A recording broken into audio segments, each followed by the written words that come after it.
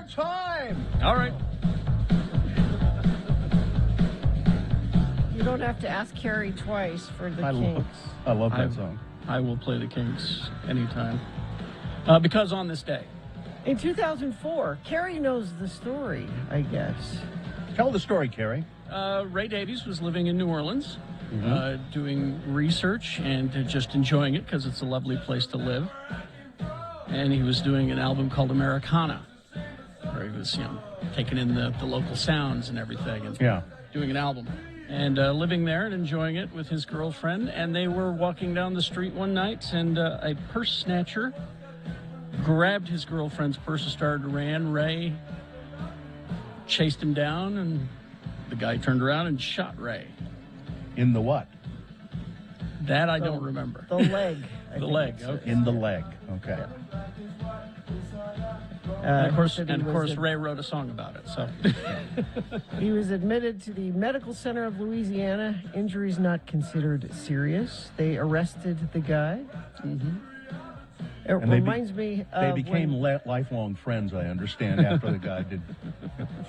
We had a radio boot camp in New Orleans one year. Yeah.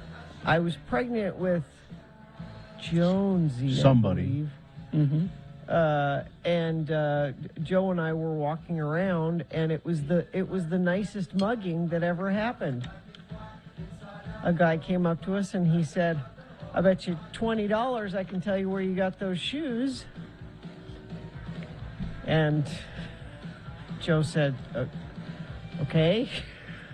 Said, "You got those shoes in New Orleans right now. That's where you got those shoes." Did he hand him $20? Yes, because it was one of those things where I'm standing here with my pregnant wife on a dark street in New Orleans, and there's no one else around, and I have a feeling if I don't give this guy $20, there might be trouble. So he gave him $20.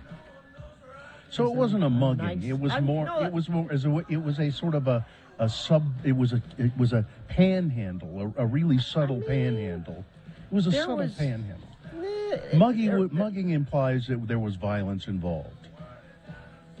It was a very uncomfortable, sort of scary situation that it felt like it could have gone that way. That's why we call it a nice mugging. It was a nice mugging. You could have at least bartered with him. I mean, that joke wasn't $20 worth of joke. That was a $10 joke at best. That was $5 maybe. I'd give you $5 for that. Yeah. Well, anyway, I've never been mugged Never? No, and I've had. I have given people multiple opportunities to mug me over the years. I'm not kidding. I have. I've told the story here in Salt Lake. I stopped at a red light on First South on my way home, and a guy runs up to my car. The windows are down because it's summer. He runs up to my car on the passenger side and said, "I need a ride. I need a ride right now, man. I've got my girlfriend is pregnant. I got to get to her." I went, "Okay, get in." Now that was a dumb thing to do, but as it turned out, I drove him 6 or 7 blocks. He said, "Right here, let me out, right here, let me out." And there we go. So it was apparently true, but it could have been, "Okay, now I'm in your car. Here's what we're going to do." Or his dealer said, "You get over here right now, or you owe me $1,000. I bet it wasn't a pregnant girlfriend that he was anxious to get home to. What? Why must you always think the worst of people? He was very sincere, and I'm sure he had a pregnant girlfriend.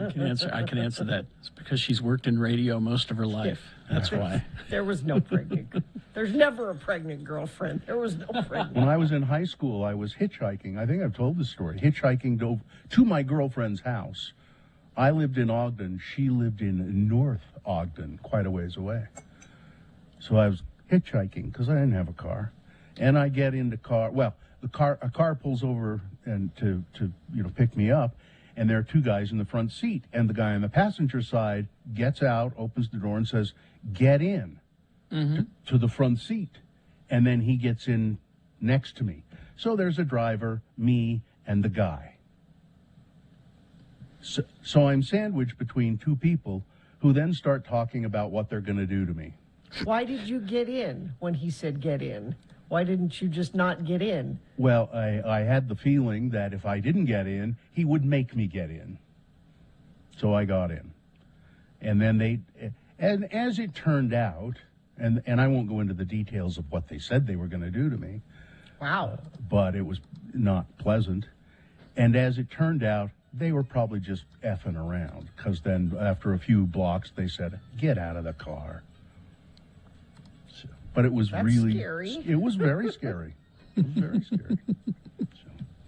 So I've had multiple. I've walked down streets at 3 o'clock in the morning in New York City where there's you don't want to do it when there's nobody on the street. You always look for people.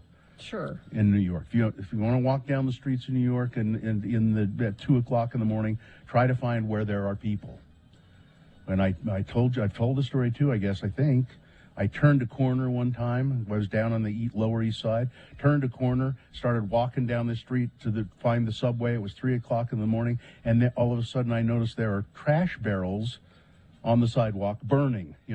People are burning trash, and there are guys standing at the trash barrels warming their hands, and then I see all these motorcycles parked up along the street, and I realize, oh, this is where the Hells Angels are in New York. Found him. Yep. Kept walking, because it would have looked bad if I'd turned the other way and started to run. So I kept walking, and they just nodded, hey. But it was scary. See, that just reminds me of a documentary we watched over the holiday.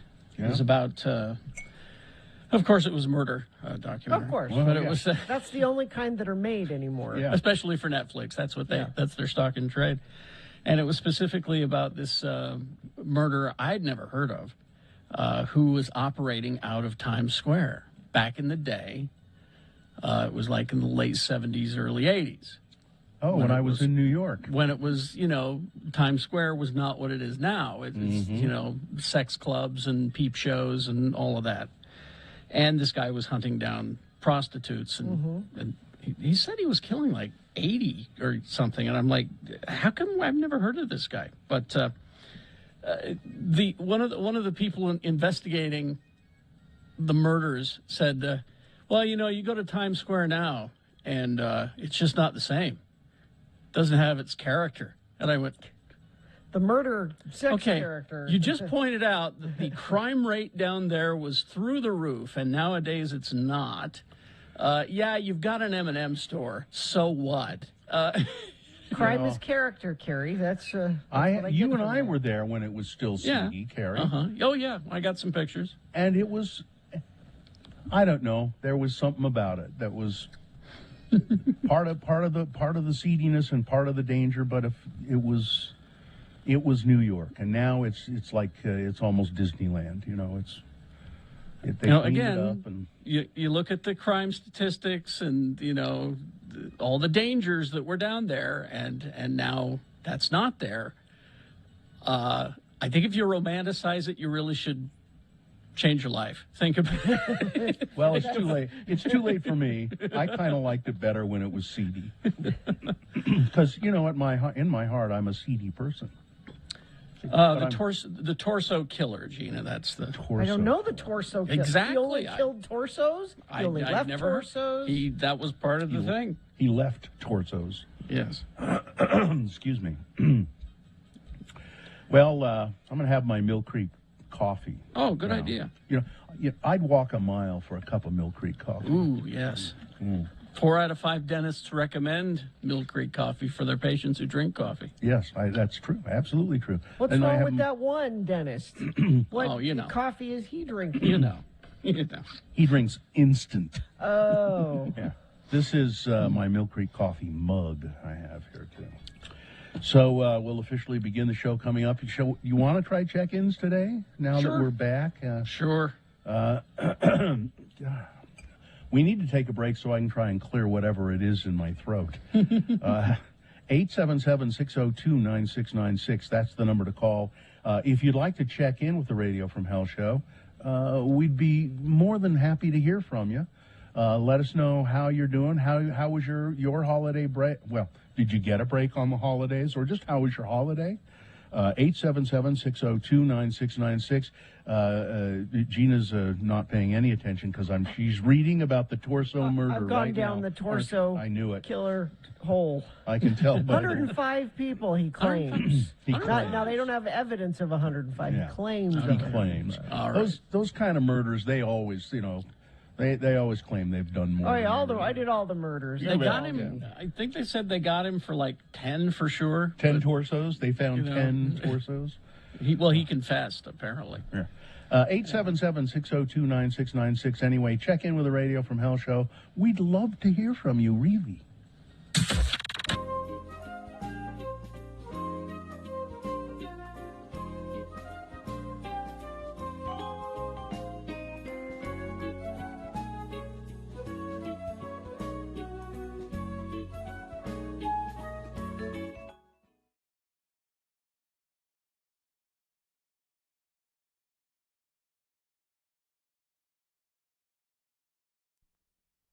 Condom. Condom. Spell it with me now. C-O-N-D-O-M. And now let's use it in some dialogue featuring those two Utah guys, LeVar and LeGrand. We join LeVar and LeGrand as they split a hot fudge sundae and have some postum down to the Snell Groves. Remember, the word of the day is condom. Oh, ma'am, this is really some good hot fudge. Nobody does fudge like Snell Groves, don't you think, LeVar? Yeah, I suppose. Oh, and they make a mean cup of postum, don't they? Yeah, I guess. Well, of course, Leatherby's is pretty good, too, like you. Well, you like the Leatherby's, don't you? Yeah, whatever. Well, for heck's sakes, LeVar, what is your problem? You are as closed-mouthed as a clam today. Oh, it's nothing against you, LeGrand. I'm just worried about my nephew Varnell.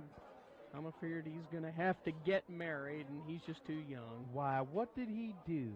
Did he get that little girl he was going with pregnant? Well, she's knocked up all right, but it ain't Varnell's fault. He don't have no experience with women. He didn't know what he was doing. He's a good boy. Varnell is just a little bit knave in the ways of love and sex. He got her in the family way all right, but he was fooled by that little tramp Chanel. She conned him into it. He didn't want to have sex with her, but she conned him into it with those feminine spells and stuff. She conned him, LeGrand. Now, settle down, LeVar. I believe you. Same thing happened to me when I married Vernille. She used some kind of evil spell to get me to have sex with her, too. Well, not before we was married, of course. But she uses them spells on me now. For heck's sakes, I don't want to have sex with the woman, but somehow she gets me to rise to the deed. Well, that's what happened with Varnell. I mean, that temptress conned him into the sex deed. I told him this would have been avoided if he'd just wore one of them little rubber things on the end of his tallywhacker. What do you call them things? I just call them rubbers. Well, if he'd have had on a rubber, she wouldn't have gotten pregnant, even if he weakened when she conned him into sex. Now, he's not going to be able to open that lawnmower and knife sharpening business he's dreamed of. His life is just over. Oh, now have some more postum, LeVar.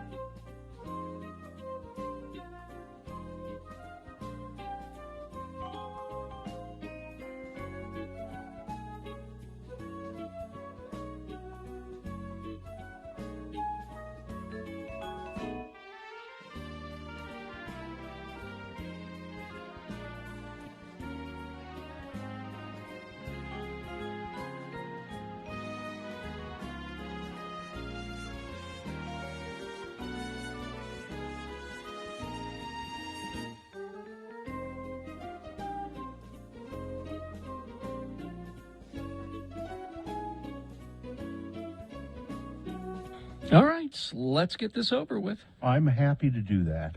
We'll officially begin the show. Gina, what do we got there? Start the new year by becoming a nurse. Nightingale College is a pioneer in online nursing education, blending online classes with on-ground supervised field experience, virtual college, actual nursing. Learn more at nightingale.edu. The moon is a waxing crescent moon, 10.9% of full.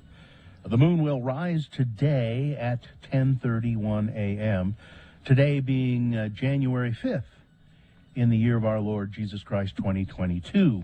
It's National Bird Day today. Just all birds? Yeah, all kind of birds, migratory birds in particular, but all kind of birds. People love birds, it says.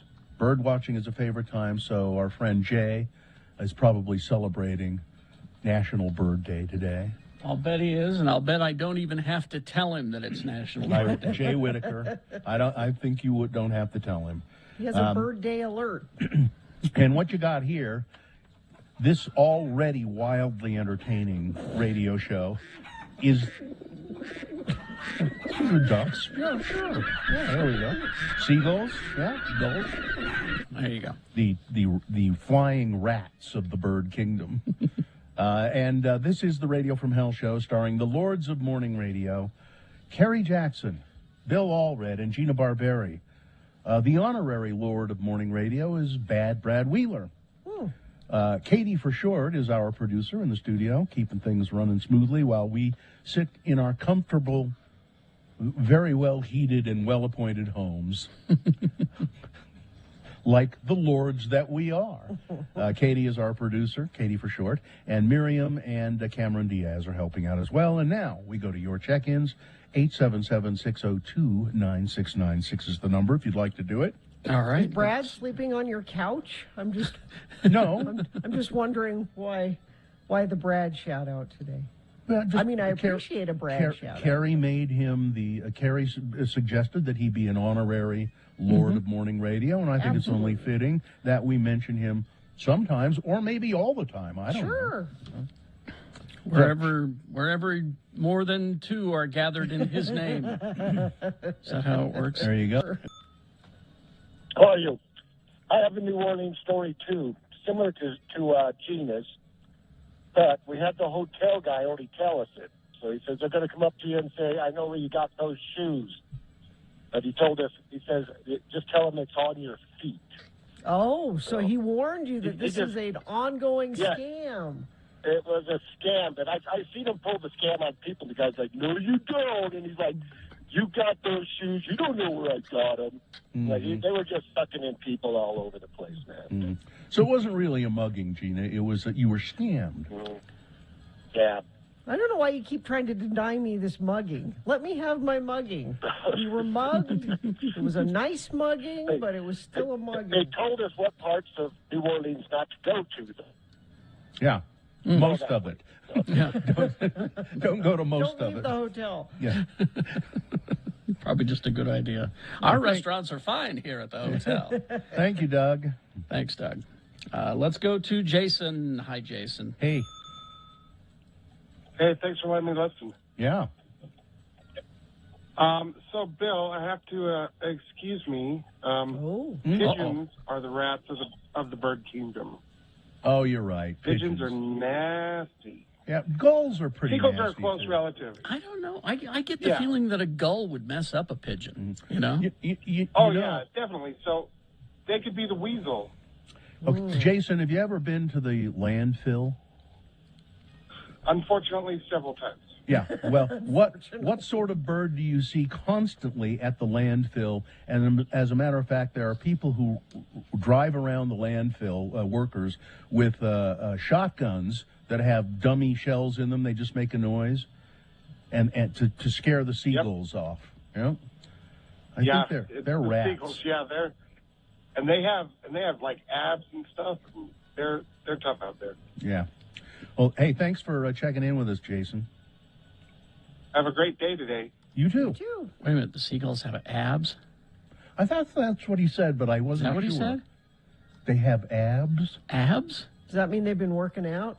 I guess. That means- Well, See, I'd say in a seagull versus pigeon contest, the seagull's going to come out Sure. on top every Well, time. he's bigger for one. Weight maybe advantage. maybe they develop sort of. Maybe he means the kind of muscle where their wings, because they have a big wingspan and they have more muscle there. I should have asked him before he left. Yeah. It just struck me as he was hanging up. Did he say abs? I thought he Now couldn't I'm have just said that. picturing a so- seagull like doing sit-ups and Yeah. crunches. And, Mine. yeah. Mine. Gina, Johnny you B. just- check. Huh? Gina just demonstrated that she actually sort of knows how to do crunches and sit-ups. It's her was Kegel great. exercises. She's Okay, I'm really doing those right now. bringing it over. Johnny B. checking in before riding to Orem.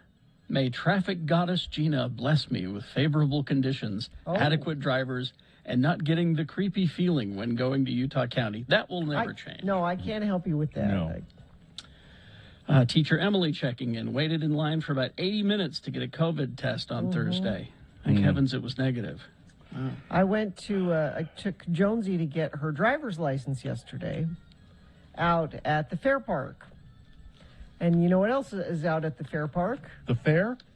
No. A park? COVID testing station. Oh, And you know the giant parking lot at the fair park? yeah. Cars were winding around. A big So what long kind of test line. do they do at these at those? PCR test. Which is what? What do you mean? A swab test? Is that what you're asking? Is that what it is? A swab test? Yeah. Okay. The test. I can just never quite remember which one is what. But lots of people. When line. when at the beginning of the pandemic, we went to a church parking lot. It was a University of Utah study at the beginning of the pandemic, and they contacted us through the mail, I think, or something, and said if you'd like to participate in this study, we'll give you a $10 Amazon gift card. And they did swab tests, but they also did, the first time we went, they did blood draws on all of us. Just right in the car. They came up to the car and took our blood, So that's really the most accurate, probably, isn't it? No. Isn't it? A blood test? Yeah. I don't think that's how you think. Why would they take a blood? Because they're doing a study and they're looking at other things in the study, would be my guess. Huh. Okay. Well, Dr. Cobble won't be here today. Yeah. So damn we it. can't ask him. Napalm Allen checking in, still waiting for Bill to pop over. Huh? To I guess Denver. he's in been Denver. expecting you. Oh, okay. Oh, in Denver. Okay. Yeah. well- Tim the tree guy checking in. Let's see.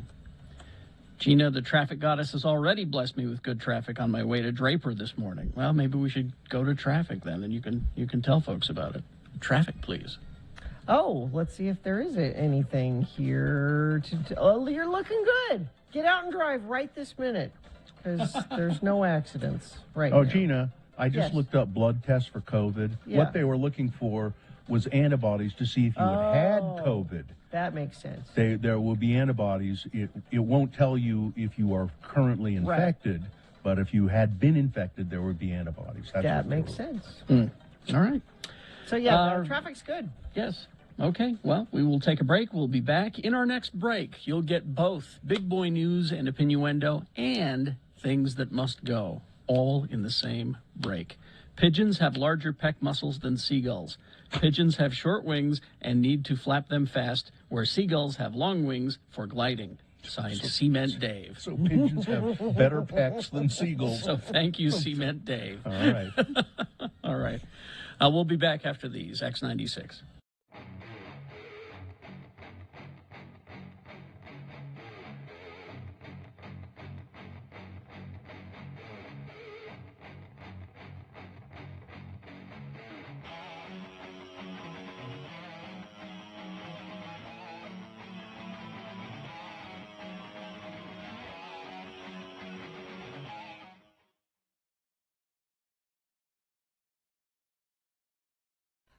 This one from Emily. Things that must go. My guilt. Allow me to explain.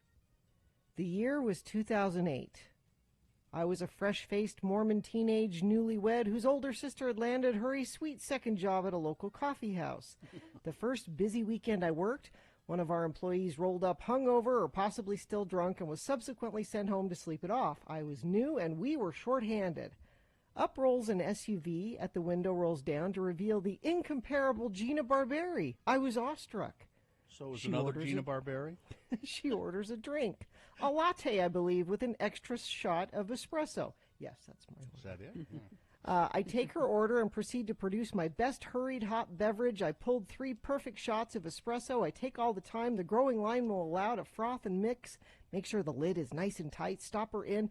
Out to the drive-thru window I dash with a smile, and away she goes, a vision of local celebrity and grace. My older sister yells back from the front, "What are these shots for? Should I throw them out?" I forgot to put the coffee in her coffee. I waited all day. I waited all day for her return. I waited for a call to speak with the manager. I thought maybe next weekend she'll come back and I make her a drink on the house. But the call never came, and she never came. I'm now a grizzled 30-something ex-Mormon and mother of 2 with under-eye bags and an anxiety disorder. I now know how much that caffeine probably meant to you. I thought I ruined your day with a coffeeless coffee. It's haunted me for more than a decade. I am sorry, Gina. Please accept my apology. Allow me to make it up to you. Can I buy you a drink sometime? Maybe a pair of those fluffy socks you're so fond of. Thank you for letting me listen and for allowing me the pleasure of serving you an albeit inferior beverage all those years ago. Long-time listener, first-time complainer, Emily. How many years? 10. 2008. Oh, my God. Did you come to work? I seem to remember you coming to work and Yeah. then going, I And have going, nothing "Yeah, but there's- foam here. There's no coffee in this coffee. Here it is from 2000. I love that. I love this.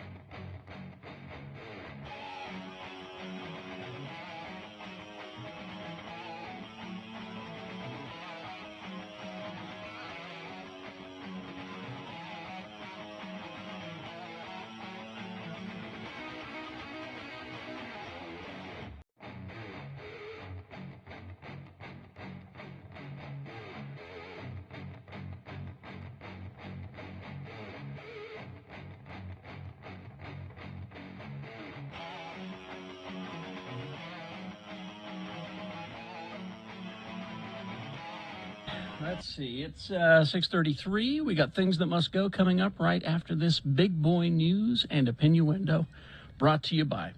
The 2022 Sundance Film Festival is coming January 20th through the 30th, featuring online and in-person screenings and events. Ticket packages are on sale now at festival.sundance.org. Oh, man, it makes me sad when I see people I like have this happen to them.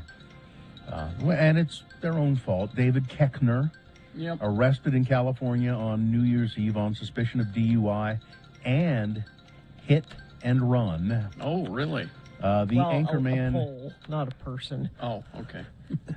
The Anchorman co-star and former Saturday Night Live player was arrested around 3 p.m. in Simi Valley outside Los Angeles, released on New Year's Day morning. Koechner, who is 59, allegedly drove erratically and hit a street sign and a median and then fled the scene, according to ABC7.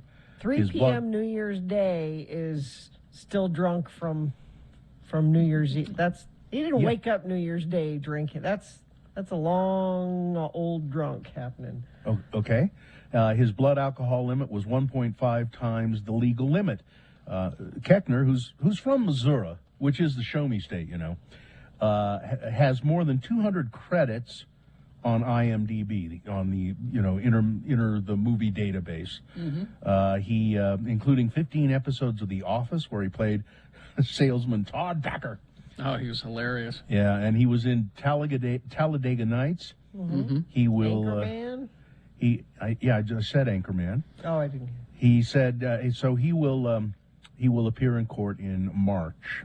He's been a semi-regular on the Goldbergs lately, and he was a regular on that Lake Bell show, Bless This Mess, and he was hilarious on that. He's always funny. Yeah. Listen, there is Gina showed the magazine, I think, the People magazine with Betty White. You got it? Was Betty White well enough to be interviewed for People magazine this fall? Ooh. The answer is probably not. People magazine has made a business out of its big so-called That Final Interview with Betty White, which made the cover story for their end-of-year double issue. And then, in a twist of luck, right out of the front page, White died while the issue was on sale. So that came out before she died. It turns out, however, that the 3 quotes in the cover story by Liz McNeil were sent to People magazine by email. No one at the magazine actually spoke to Betty White, and the rest of the cover story is just a clip job from old People interviews and quotes from friends and from her manager. I asked McNeil via email, that is the writer of this story, whether she had spoken to Betty White, and she got emailed back by People's publicist. She said, Liz McNeil conducted People's interview with Betty White via email a few weeks ago. In a second email, she added, the answers are Betty White's direct responses to Liz's questions. That's how most of these interviews are these days anyway, is an email. They're not, reporters not knocking on the door of the house to come meet. I haven't read the story, but this makes me believe that it indicates that she sort of gives the impression that she had sat down with Betty White for an interview. And that if that's the case, I don't know if you read it. No. It's a mistaken impression is what they're saying. And Gina, this story is just for you. Okay. And if you go to x96.com/live, I believe we have a picture that goes along with this story. Jane Seymour, who is 70, shows off her incredible toned frame in a swimsuit as she visits an elephant sanctuary in Thailand. I think it's a wonderful picture of Jane in her swimsuit standing there with elephants. All pictures of Jane are wonderful pictures, Bill. This picture Elephants or no. This picture is from a bit of a distance, so you can't see the fur on her face. Stop. That does not look like a 70-year-old woman. She looks lovely. I'm not sure. Good She for looks her. great. Yeah. She looks to be in great shape. And the elephants are cute. I love everything about this. Thank you, Bill, for I'm bringing glad that she's to there my with the attention. elephants at the elephant sanctuary. Well, let's move on to more serious matters. Utah reported 4,661 new COVID-19 cases yesterday as the Omicron surge takes hold among residents. They're saying now most of the cases in Utah now will be Omicron. What? Omicron? That'll never get here. We only have 2 or 3 cases, I remember some officials saying a few weeks ago. It'll be gone by Easter like a miracle. The case amounts fall just short of the state's daily case record of 4,706 set on December 30th. The Utah Department of Health also announced an additional 7 deaths related to COVID-19. And Salt Lake County, the health department, has issued an official public health notice about the Omicron variant's record-breaking transmissions. The advice, which is in place until January 31st, strongly advises residents of Salt Lake County and workers in Salt Lake County to take the following steps, which have been shown helpful in avoiding the spread of COVID. Wear a face mask regardless of vaccination status whenever you are indoors in public. Masks should always cover the nose and mouth. And the advisory notes that higher quality masks such as KN95s or KF94s may offer additional protection. You know, I won't tell you what public facility I was at, but they were very strict about the fact that they said on the door, you may not enter this facility without a mask. I had one, I put it on. Actually, I had it on before I walked in. And, you know, all of the people in there were wearing masks, but when somebody would come in and not wearing a mask, the people in charge would say, you have to have a mask on. You can't come in here. And that was great. That's how everything in Now, Hawaii is. the people Everything. and the people who were in charge were wearing masks, except for one woman who, in charge, wearing it around her neck the entire hour and a half time I was there. That's odd. None of her coworkers said, put that thing on. She just sat there with it around her neck. Yeah, it made me mad. Stay home if you're exhibiting any symptoms of illness, regardless of vaccination status or past infection, and get tested for COVID. Follow CDC guidelines for isolation if you test positive, get vaccinated, and, if eligible, boosted. Avoid all large gatherings. Avoid all large gatherings. If you're not vaccinated and boosted, and even if you are, you're taking a risk. Okay? That's the Salt Lake County Health Department. Do you have this one from the University Hospital? Do you have that story? Yeah, I do have it somewhere, but they're just putting a halt to all emergency surgeries or elective surgeries, I mean, because 500 workers? 500 workers at at Intermountain University Healthcare. Hospital. Oh, University. No, University Hospital are out sick or isolating amid the COVID outbreak. Or have decided it ain't worth it, I'm not going to work. Jeez. It's just 500. And the next big COVID variant, even as the new COVID cases set all-time records and hospitals fill up, epidemiologists have arrived at perhaps a surprising consensus. Yes, the Omicron variant of the novel coronavirus is bad. It could have been a lot worse. But there's another one coming, maybe. Another variant. All right. This is why we're broadcasting from home. Yeah. This is... by the way, Kelly Earnby, a Republican who ran for California State Assembly in 2020, said, quote, "There's nothing that matters more than our freedoms right now," Really? at a rally last month. Orange County Deputy District Attorney Kelly Earnby said that, and he is now dead of COVID at the age of 46. A Utah woman claims self-defense, but she has been charged with murdering her husband inside of their martial arts studio in Magna over the summer.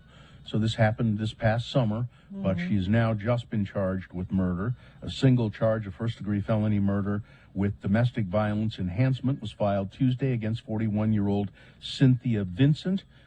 Police were called to the martial arts studio that she owned with her husband. They also apparently lived there at Vincent's House of Goju, and they found her husband dead. And she said, "Well, he was abusing me and attacking me."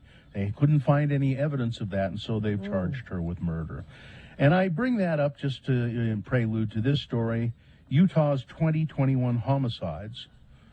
All the murders in Utah in 2021, most of them involved guns. Okay? Just saying. Most of them involved guns. There were a bunch of earthquakes down in southern Utah. This is kind of fascinating. In Iron County, a portion of southern Utah near Zion National Park, still rattling after weeks of small earthquakes, Utah seismologists say. But other than the fascination of seeing many, many earthquakes in the same area, there really aren't any concerns of a big one ready to hit the area, said Jamie Farrell, who's a seismologist at the University of Utah. The sequence began in the early morning of November 28th. The University of Utah recorded 3.1 magnitude earthquake just east of the Kolob Reservoir. Only a couple of people reported feeling that. But since then, there have been at least 53 swarms of earthquakes in that same area in this past month. Most of them very small, but the largest one topping out at 2.5 magnitude. How much time do we have here, Kerry? You could start to wrap it up if you Well, like. let me do one more story. Okay. This is just weird and amazing. A fossil of a giant millipede found on a beach in northern England has revealed probably the biggest bug that ever lived, say paleontologist.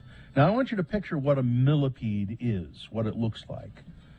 I mean, they have all those creepy legs, and they're kind of long and flat, sort of. Can you picture that? And I don't know if we have a picture of this fossil. Well, this millipede, when it was alive, was 22 inches wide. Wide? Yes. 8.6 feet in length, and weighed probably 110 pounds. Yeah. Huh. I can't step on that. No. They've named it the Arthropleura, and it lived about 100 million years before the rise of dinosaurs. And so then the dinosaurs came along, and they were big enough to step on them. Oh, So that's what happened. All right, that's it. Sports, All right. weather, traffic. Washington football team will officially have a new name for the 2022 season and beyond. They have announced when they will announce the name, which is February 2nd. They have also announced that it is not going to be the Woofs, the Washington Woofs. They No, said that's that a stupid name. WUFFS. the Wolves. Oh. Apparently that was one of the fan favorites. They're Yeah, like, Wolves we really or- like the Wolves. Wolves Really? or red wolves. But They can't. No, because of trademark stuff. So don't get your hopes up for the Washington Woofs. But the ones that they have left on the list are not as good either. What I are mean, some of them? Champions Armada, is one of them. Armada. the Brigade, The Washington Brigade. the Red Hogs, the Commanders. Commanders is terrible. I just like the Washington football team. I know. I think they should just leave it to That's the what they Washington should. football team. Yeah. The Jazz, let's say they are on the road at Denver. Bill, you could just like that go to the Jazz game tonight. I could. Just- That's my one special power. I can immediately transport myself to Denver at the snap of a finger. So at 7:59 p.m. tonight, Okay. you can just do that, and you'll be there in time for tip-off. But I'll probably miss the show tomorrow because I can't make myself instantly come back. No. That's not part of my superpower. That's the problem. I have to drive back. Let's see. Weather. So it's warm again this morning. It's 39 right now, which means rain in the valley, snow in the mountains. Actually, quite a bit in the mountains. They could get up to 18 inches up there, but it's going to stay pretty warm down here in the valley. So we might see a rain-snow mix in the valley, and that's going to continue throughout the day today into tomorrow, actually. And it's starting to affect your traffic. Especially like Parley's, I-80, US 40 around Park City. There is snow falling up there, so that could be affecting your commute. Also snow falling up in Morgan, and there's a crash on I-84 eastbound approaching Morgan. There's some delays forming in that area. Down here in the valley, though, I don't see any accidents to tell you about. Perhaps you see something, you can text us 33986 if anything is impeding your travel this morning. Like this friend of the program says, traffic issue already, four-way flashing light at Mountain View and SR 73 in Saratoga Springs. That's really helpful. Thank you for sending that in. 33986. Looking to do something for yourself in the new year? Finish what you started or begin a brand new chapter at Western Governors University. Apply for the 2022 Year of You Scholarship today. WGU, the University of You, online, accredited, affordable. Learn more at wgu.edu. All right, Texter has pointed out in the same newscast, Bill, you had stories about tiny earthquakes around the small town of Paradise and stories about a giant millipede. Mm-hmm. Tremors. Yeah. Oh. Tremors. Yeah. A lot of tremors right there. That's a great movie, too. All right. Things that must go now brought to you by... Get to Strong Volkswagen during the Sign and Drive event, strongvw.com.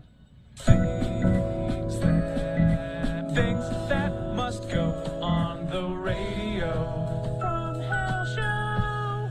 Oh, yeah. These are things that are bugging you. You can't take it anymore. They're irritating you, and you just say, I don't know what to do. Oh, I know. I'll send My Must Go to Radio from Hell. I'll write it down in an email and put it to them. I'll send it along, radiofromhell@x96.com. Put Must Go in the subject line, and maybe it'll make you feel better if we read yours on the radio, and maybe it'll even go away, your thing that must go. I'll start today. I have a couple of my own. People, when they have to go to the bathroom, and you're in a group, you can just say, don't say. You can just say, "Excuse me, I need to." I guess you could say, "I need to go to the bathroom," or "I need to go to the restroom," or just, "Will you excuse me for a moment? I'll be right back." That's all you need to say. But people who say, "I have to go tinkle," God, it's delicate and silly. I have to go tinkle. Also must go. People who send me unsigned hate mail. That must go. Yeah. And then the debate over how to pronounce the next coronavirus variant. The next letter, Greek letter, after Omicron is Pi. People insist that that's pronounced P. I don't care. It's pi. Pronounced pie. It's pie, okay? You want now us to take it seriously, you don't call it the P variant, No, okay? it's the pie variant if they go with Yeah. the next letter. Yeah. Now, this one says, "Good morning, Happy New Year. With it being a new year, let's leave some things in 2021, shall we? First thing that must go is having to repeat myself to absolutely everyone all day long. I have great diction. I speak clearly, thanks to 4 years that I spent in the theater." And they spell it Theatre, so you know it's- that they're, yes. That's serious. I know that what I'm saying is clear and not too quiet, but everyone had me repeating myself all day long. Stop it. Next, this comes from my 5-year-old.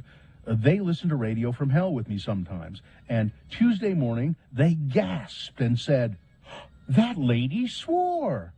Confused because Gina had not sworn, not even a damn, I asked what they meant. Quote, "She said bad words. You can't say shut up to people." That's So, right. Gina- You are 100% right. That is a bad word. According to my 5-year-old, saying shut up must go. I apologize. That is You- not okay. Maybe you ought to tell your 5-year-old to shut up, No, okay? Bill, shut up is a bad word. Surprised that the federal regulations haven't mandated that shut up can't be said on the radio. Thanks for letting us listen. Hope your break was wonderful, Lady Raccoon. And this one, the water-saving automatic flushing toilets that flush when you enter the stall, flush when you stand up, flush as you put on your jacket, and generally, one more time as you exit the stall, they flush, coupled with the automatic soap dispenser and the sink that gives you 3-second stream of water, not nearly enough to finish the job. And then, when you encounter a manual system by chance, you spend 5 minutes standing there doing the hand jive because you're used to the automatic system. All right, that's it. Carrie? Let's see, we got a few from the Seed of Mount Doom here. When you're watching a new TV series and the first episode is named Pilot, I just think that's lazy. Yeah. It's just lazy. Give it a name. Episode 1, Season 1, name of the episode, not just Pilot. Why things that must go, smoke detectors always go off in the middle of the night. Always. They never go off during the day. Nope. Seems so. And what are the odds that 2 in one night would go off? Yeah, that's got to go. My neighbor blowing the snow from his snowblower onto my bedroom window. Really? And then when I confront him about it, he says, "It's all right, Carrie." Doesn't sound like it's all right at all. To which I'm like, no. Please don't do that. All right. This same neighbor, he sits in his truck in the driveway and watches TV with the volume up really loud. On his phone or something? He's got a screen or something in there. I can't see, and it's usually Seinfeld. I don't understand what's going on there. His wife hates Seinfeld. Could be. I don't know.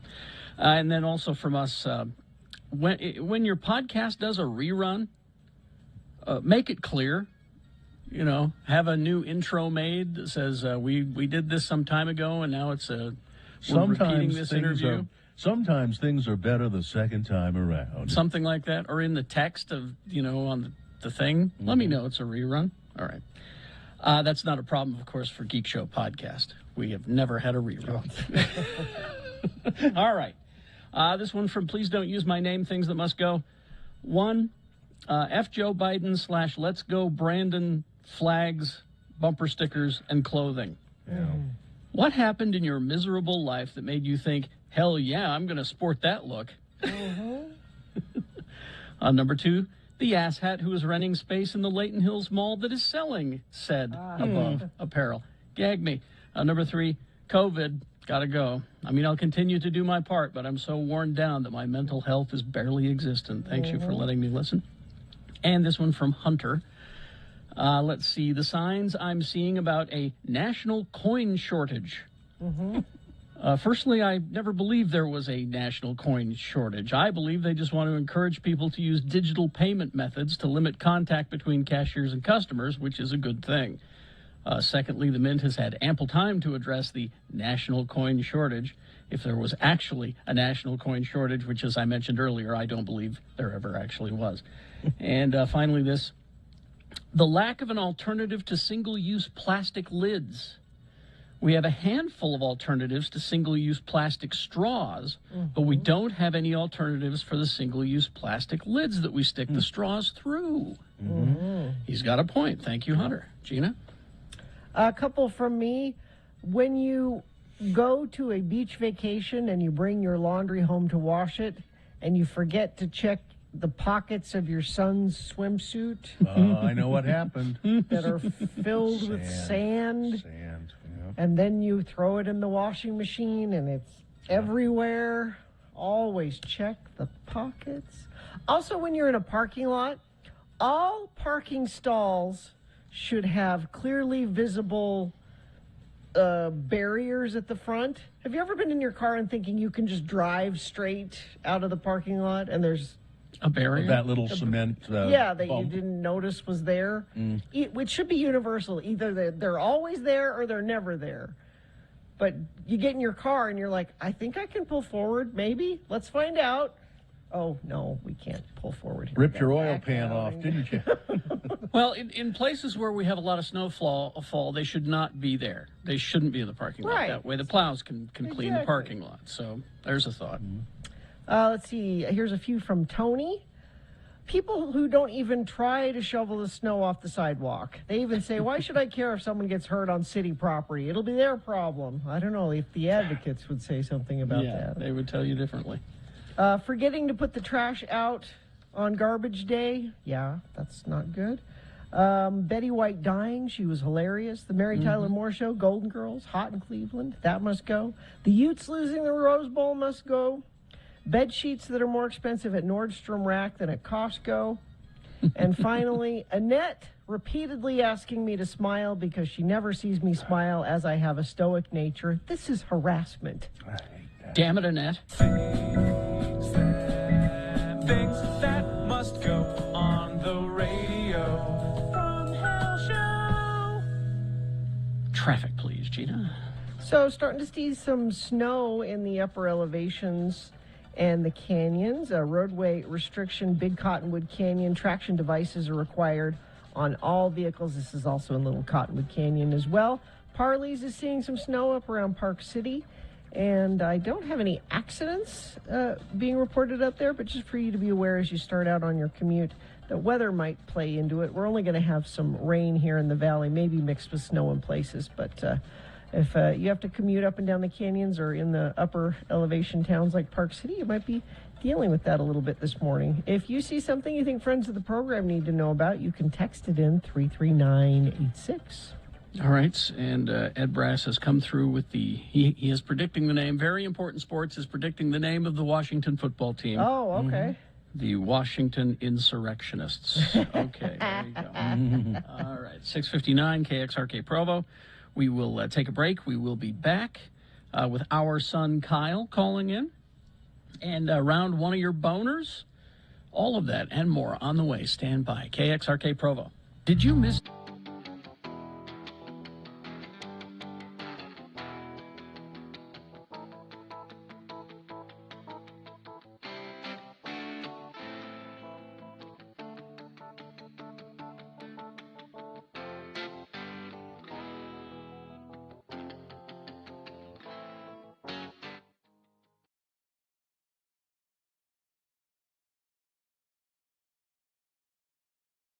It's one of the most hotly debated public lands issues of the past several decades.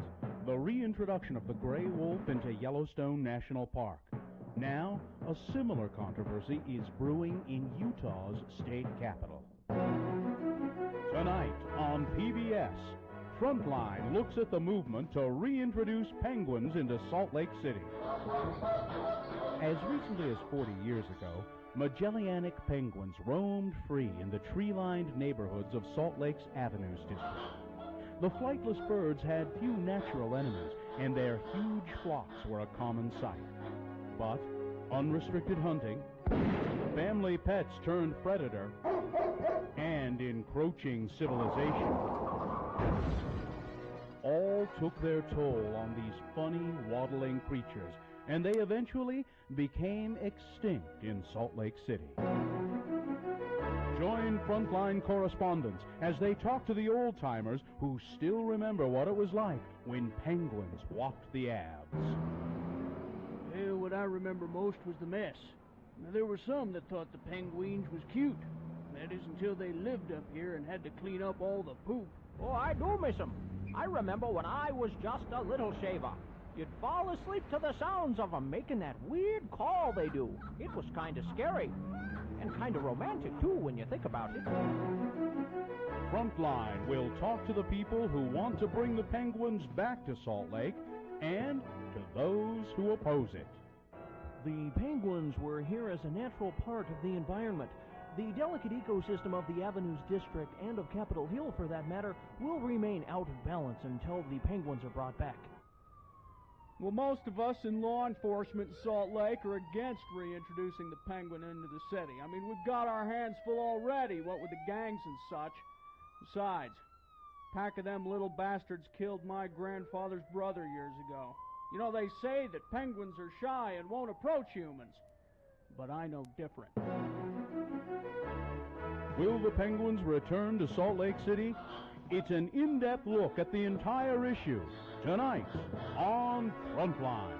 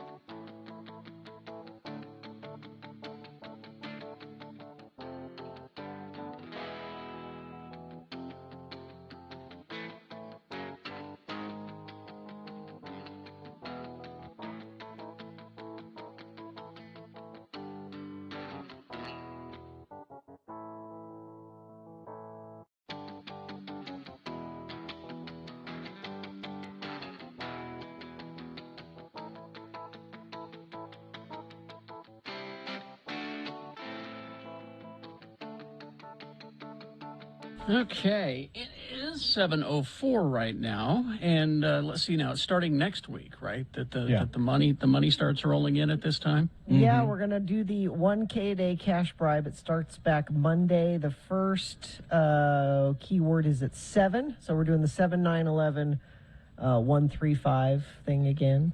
Okay. And $1,000 a day. All right. Thank Wow. you very much. Is this sponsored? It's brought to you by nothing. Okay. By Kyle. Yeah. It's was a boy, a very strange enchanted boy. He's very strange. He's enchanted. Kyle Brown, our long lost son, found again. Kyle, how are you? Thank goodness. Well, I'm dying. Well, just right out of the Just- gate. yeah, which just is out of- right- Well, no, okay, so No. we got that taken care of. No. Like ripping the Band-Aid Yeah. off. It's, yeah. Kyle, tell people why you're dying. I have a condition called bulbar ALS. ALS is known as Lou Gehrig's disease. It's a neuromotor disease. And so eventually you pass away. And that's caused Go to you. the other side. It's Is there another side, Kyle? Of the room. He meant the room. Yeah. I'll let you know. Okay. I wish you would. Do, please. Let's I get this wish- cleared I up would- once and I for would all. like some concrete proof that there's Now, this something there. condition is what's affecting Kyle's voice, making him sound as though he's drunk. I don't think, Kyle, I think you have had alcohol in your life, but I think it's been many, many, many, many long years time since ago, you've yeah. had a drink, right? Yeah. I think I sound like a 90-year-old drunk man. Yeah. Yeah, that's good. You know, Kyle, it's been Very elderly. many years since you've had a drink. Maybe you ought to take it up again right here at the end. I know. I thought about throwing it all out the window, and going for it. Yeah. Hookers and blow, but Hookers and blow. I don't know. It's like I have often said, if the doctor told me I had only 6 months to live, I'd say, God, that's horrible, but at least I can start smoking again. Yeah. So now, Kyle, I've heard this disturbing rumor that you have signed up to do another Iron Man.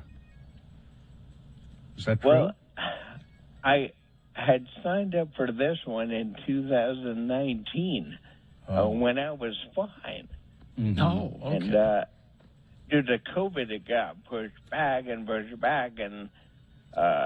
eventually here we are, and I got a reminder email, hey, and look forward to seeing it in May.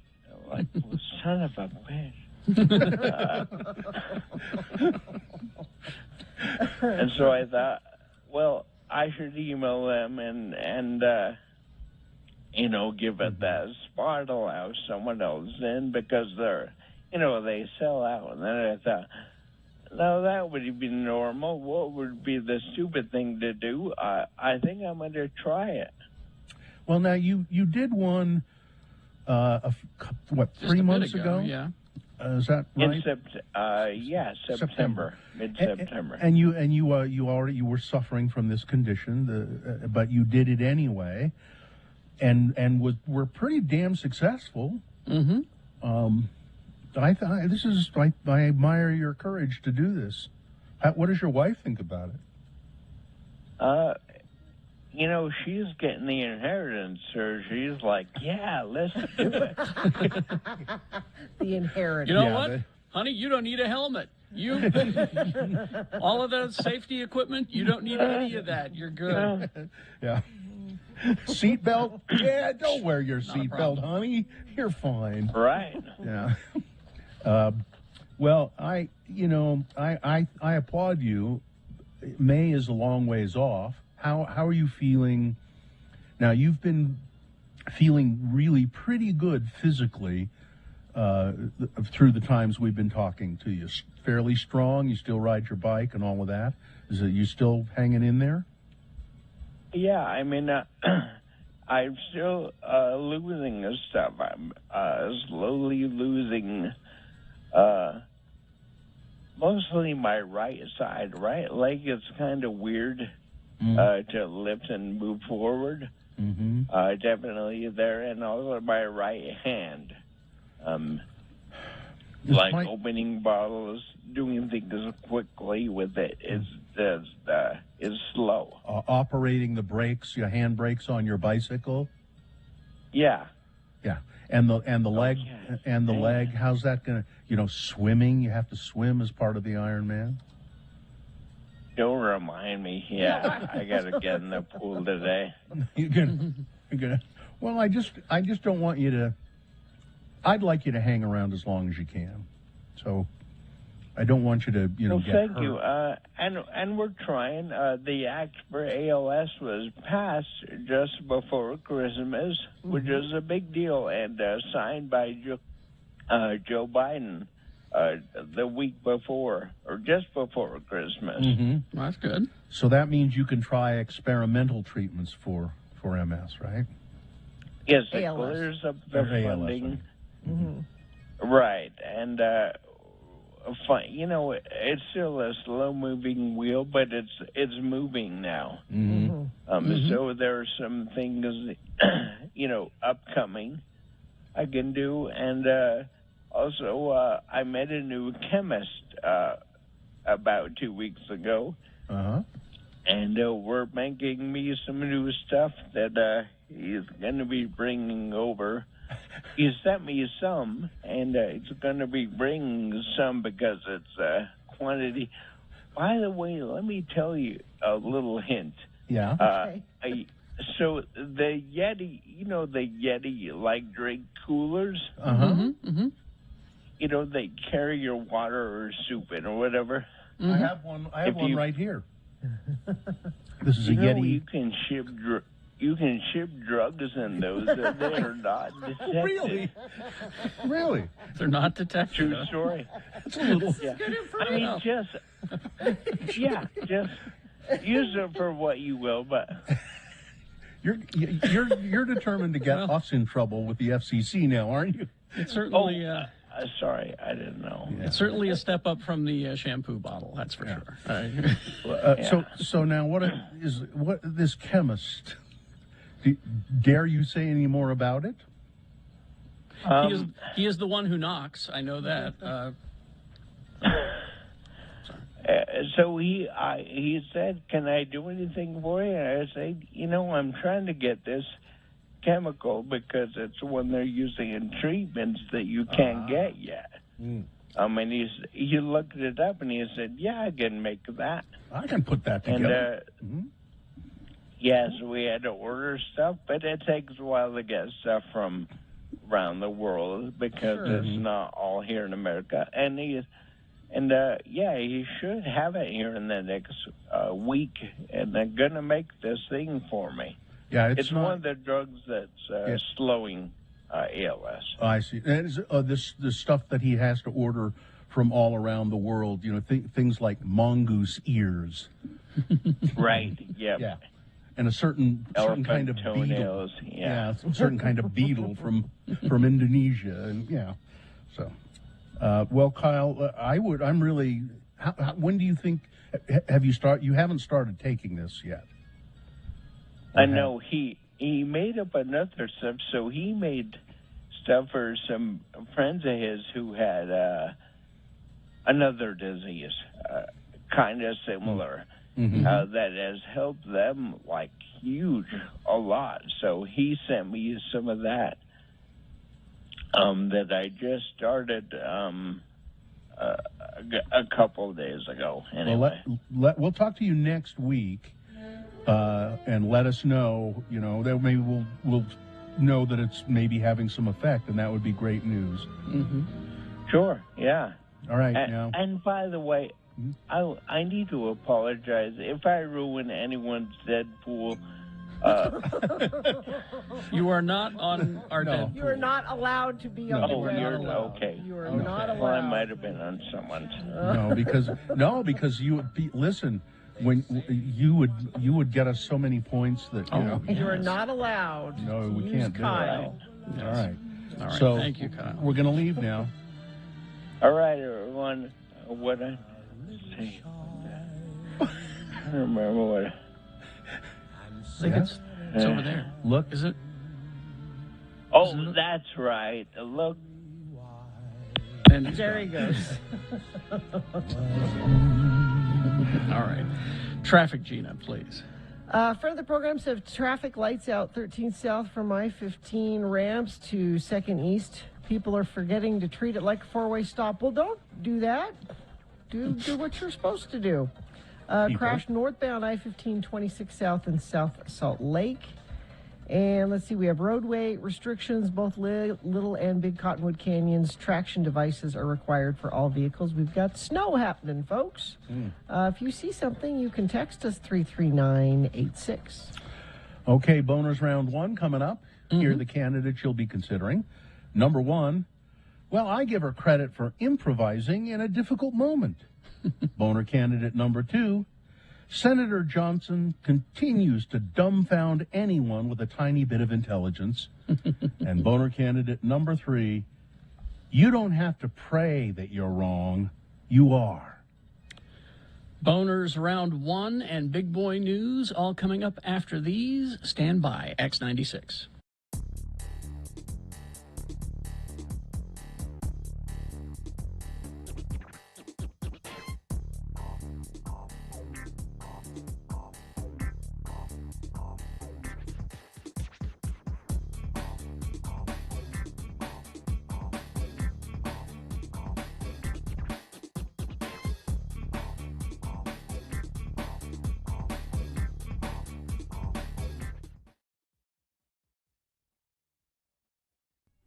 Why do you discount bird flu? Because that sounds too nice. It's going to be... How about avian flu? You feel better about avian flu? That's the same thing, isn't it? Yeah, but it sounds... I don't know. Swine flu. You think swine flu? The Hong Kong flu. The Asian flu. What was the one that there was the big epidemic? The Spanish flu. Was it the one? Was that the one that killed a lot of people in the early part of the century? I mean, really, in America, it killed hundreds and hundreds of people. That sounds meaner. Spanish flu.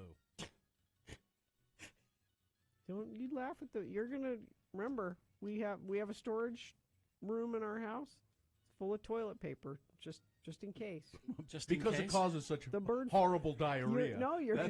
You're gonna run out of stuff, and you're gonna come knocking on my door. I need toilet paper. Is that the first thing you grab when you loot the store?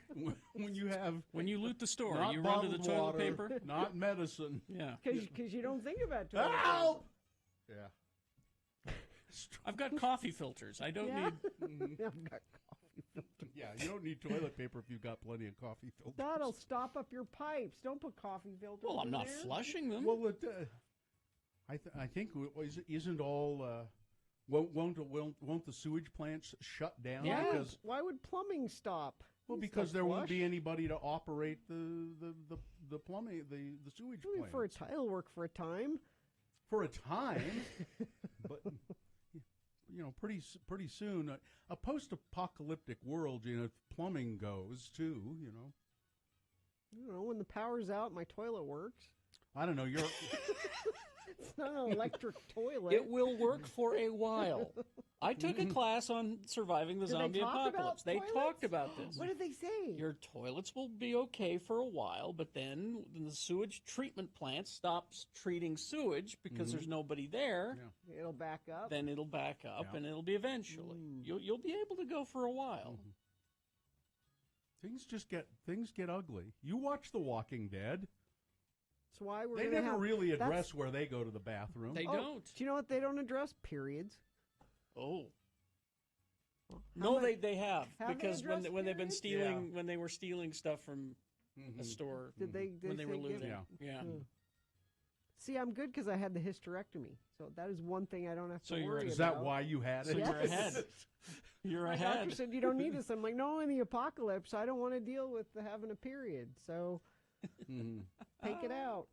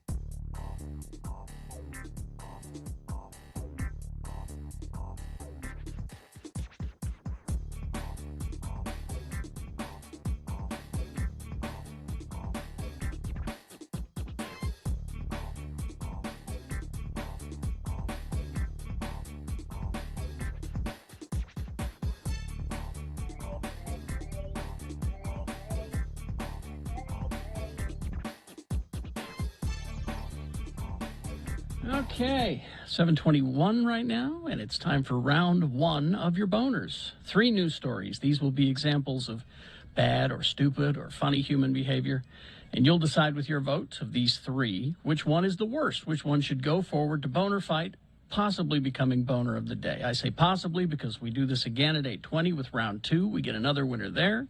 Both winners are put against each other. Boner fight happens at 9:20. That's when you decide boner of the day for today. Right now, this is round 1. Send one of these 3 forward. 2 candidates now. A third after the news. Once you've heard all 3, you will vote, and one of you lucky random boner voters will receive tickets to the Sundance Film Festival. Enjoy the world premiere of films, thought-provoking talks, and events through January 20th through the 30th. We've got a pair of passes to give away. All right, here's boner candidate number, I have to make a note there. Boner candidate number 1. Well, I give her credit for improvising in a difficult situation. A woman in Argentina was at an ice cream shop, an ice cream parlor, and she didn't have a mask with her, and there was a mask policy. You have to wear a mask here at this ice cream parlor here in Argentina. And this is all caught on video, by the way. Don't ask for my mask. I'm putting it on right now, she tells the staff at the store in Godoy Cruz, a city in the western province of Mendoza. And then she took off her dress, stripped down to her bra and panties, and used her dress as a mask. Why would you just, give it one of these, where you just pull up the... Gina, I don't know. I watched the video, and I give her credit. I give her credit for improvising in a difficult situation. That doesn't cut it. No, because you have to drop. Now you take your hands away, and it'll fall down. No, look, I can do it. No, I need it'll an fall ice down. cream cone. The woman was still refused service, however, and she was stormed out of the store. She didn't get her ice cream. No. But I give her credit for improvising in a difficult situation. She is boner candidate number 1. Here's boner candidate number 2. Senator Johnson continues to dumbfound anyone with a tiny bit of intelligence. Yes, Senator Ron Johnson, Republican from Wisconsin, drew yet again stunned reactions. I guess I wasn't stunned because it was Ron Johnson. Yeah. With his latest bafflingly flawed anti-vaccine take during a rant on Monday on a conservative radio show about the merits of relying on the body's, quote, natural immunity to COVID-19 after being infected with the virus. The senator asked, quote, why do we assume that the body's natural immune system isn't the marvel that it is? Why do we think we can create something better than God in terms of combating disease? There are certain things we have to do, but we have just made so many assumptions, and it's all pointed toward everybody getting a vaccine. This is fascinating because COVID is the first disease humans have ever had. Yeah. It's never occurred in any form anywhere. And Mr. Johnson, get back to me when you get cancer, and let your natural immunity system take care of that. Don't go to the doctor for that. Boner candidate number 2, Senator Ron Johnson continues to dumbfound anyone with even a tiny bit of intelligence. Coming up. And in the same breath, these kind of people say, well, if you look at Joe Biden's record, all those people dead under his watch, he shouldn't be president. Yeah, it's because people like you have been telling everyone not to get vaccinated. I saw Ted Cruz quoted in the news early this morning saying, when the Republicans retake control of the Congress, you know what we're going to do? We're going to impeach Joe Biden even if he hasn't done anything to merit it. He said that. Yeah. Oh, they're saying the quiet part out loud. Yes, he all did. right. Coming up in a moment, boner candidate number 3, you don't have to pray that you're wrong. You are wrong. All right, boner candidate number 3 for round 1. Coming up after this, Big Boy News and Opinioendo, brought to you by... Are you searching for Pokemon? Locally owned Haster Games has the best selection of Pokemon, Dungeons & Dragons, Magic, and more. Shop online at HasterGames.com or visit the store. 6831 South State. Curbside service is available. Betty White's life and career will be celebrated in the small village where she was born in Illinois. Betty White Day will be recognized in Betty's hometown of Oak Park, Illinois on January 17th, which would have been her 100th birthday. The president of the village of Oak Park, Vicki Scammon, says that despite moving to California as an infant, Oak Park residents have always been grateful that over the course of her life, Betty spoke very highly of Oak Park. She continued to visit relatives there years after heading west. We're told that since she passed away, folks in Oak Park have been vocal about wanting to honor Betty White, and that surely that will be happening. A few days before Betty's birthday, the village president will read a proclamation for Betty White Day during a memorial for community members in Oak Park. On Betty's special day, the Oak Park small business community is banding together to offer discounts to customers and Betty White specials. So anything for a sales opportunity. For example, Mickey's Restaurant will be offering a special consisting of hot dog, fries, and a Diet Coke, one of Betty's favorite meals. It's her favorite, yeah. And Toronto Bakery is planning to make a giant birthday cake.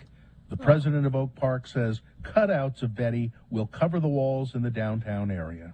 And I think that's fair. Oh, they're going to have a Betty White mural contest, and the winning mural will be painted on a building downtown. So that's wonderful. Let's see, and let's move on to now.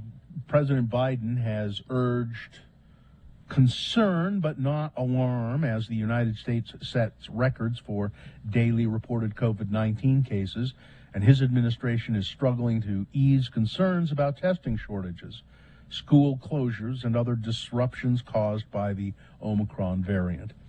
It's hard not to be highly alarmed about this. The president is saying, just take it easy. We're going to get things under control. In remarks before a meeting with his COVID-19 response team at the White House, Biden aimed to convey his administration's urgency in addressing Omicron and convince Americans that the current situation bears little resemblance to the onset of the pandemic or last year's deadly winter. The president emphasized that vaccines, booster shots, therapeutic drugs have lessened the danger, and that is the case, for the overwhelming majority of Americans who are fully vaccinated. You can still get COVID, but it's highly unlikely, very unlikely, that you'll become seriously ill if you are completely vaccinated, Biden said of vaccinated people. There's no excuse. There's no excuse for anyone being unvaccinated, he said. This continues to be a pandemic of the unvaccinated. Exactly. He also encouraged Americans, including newly eligible teenagers, 12 to 15, to get a booster dose of the vaccines for maximum protection.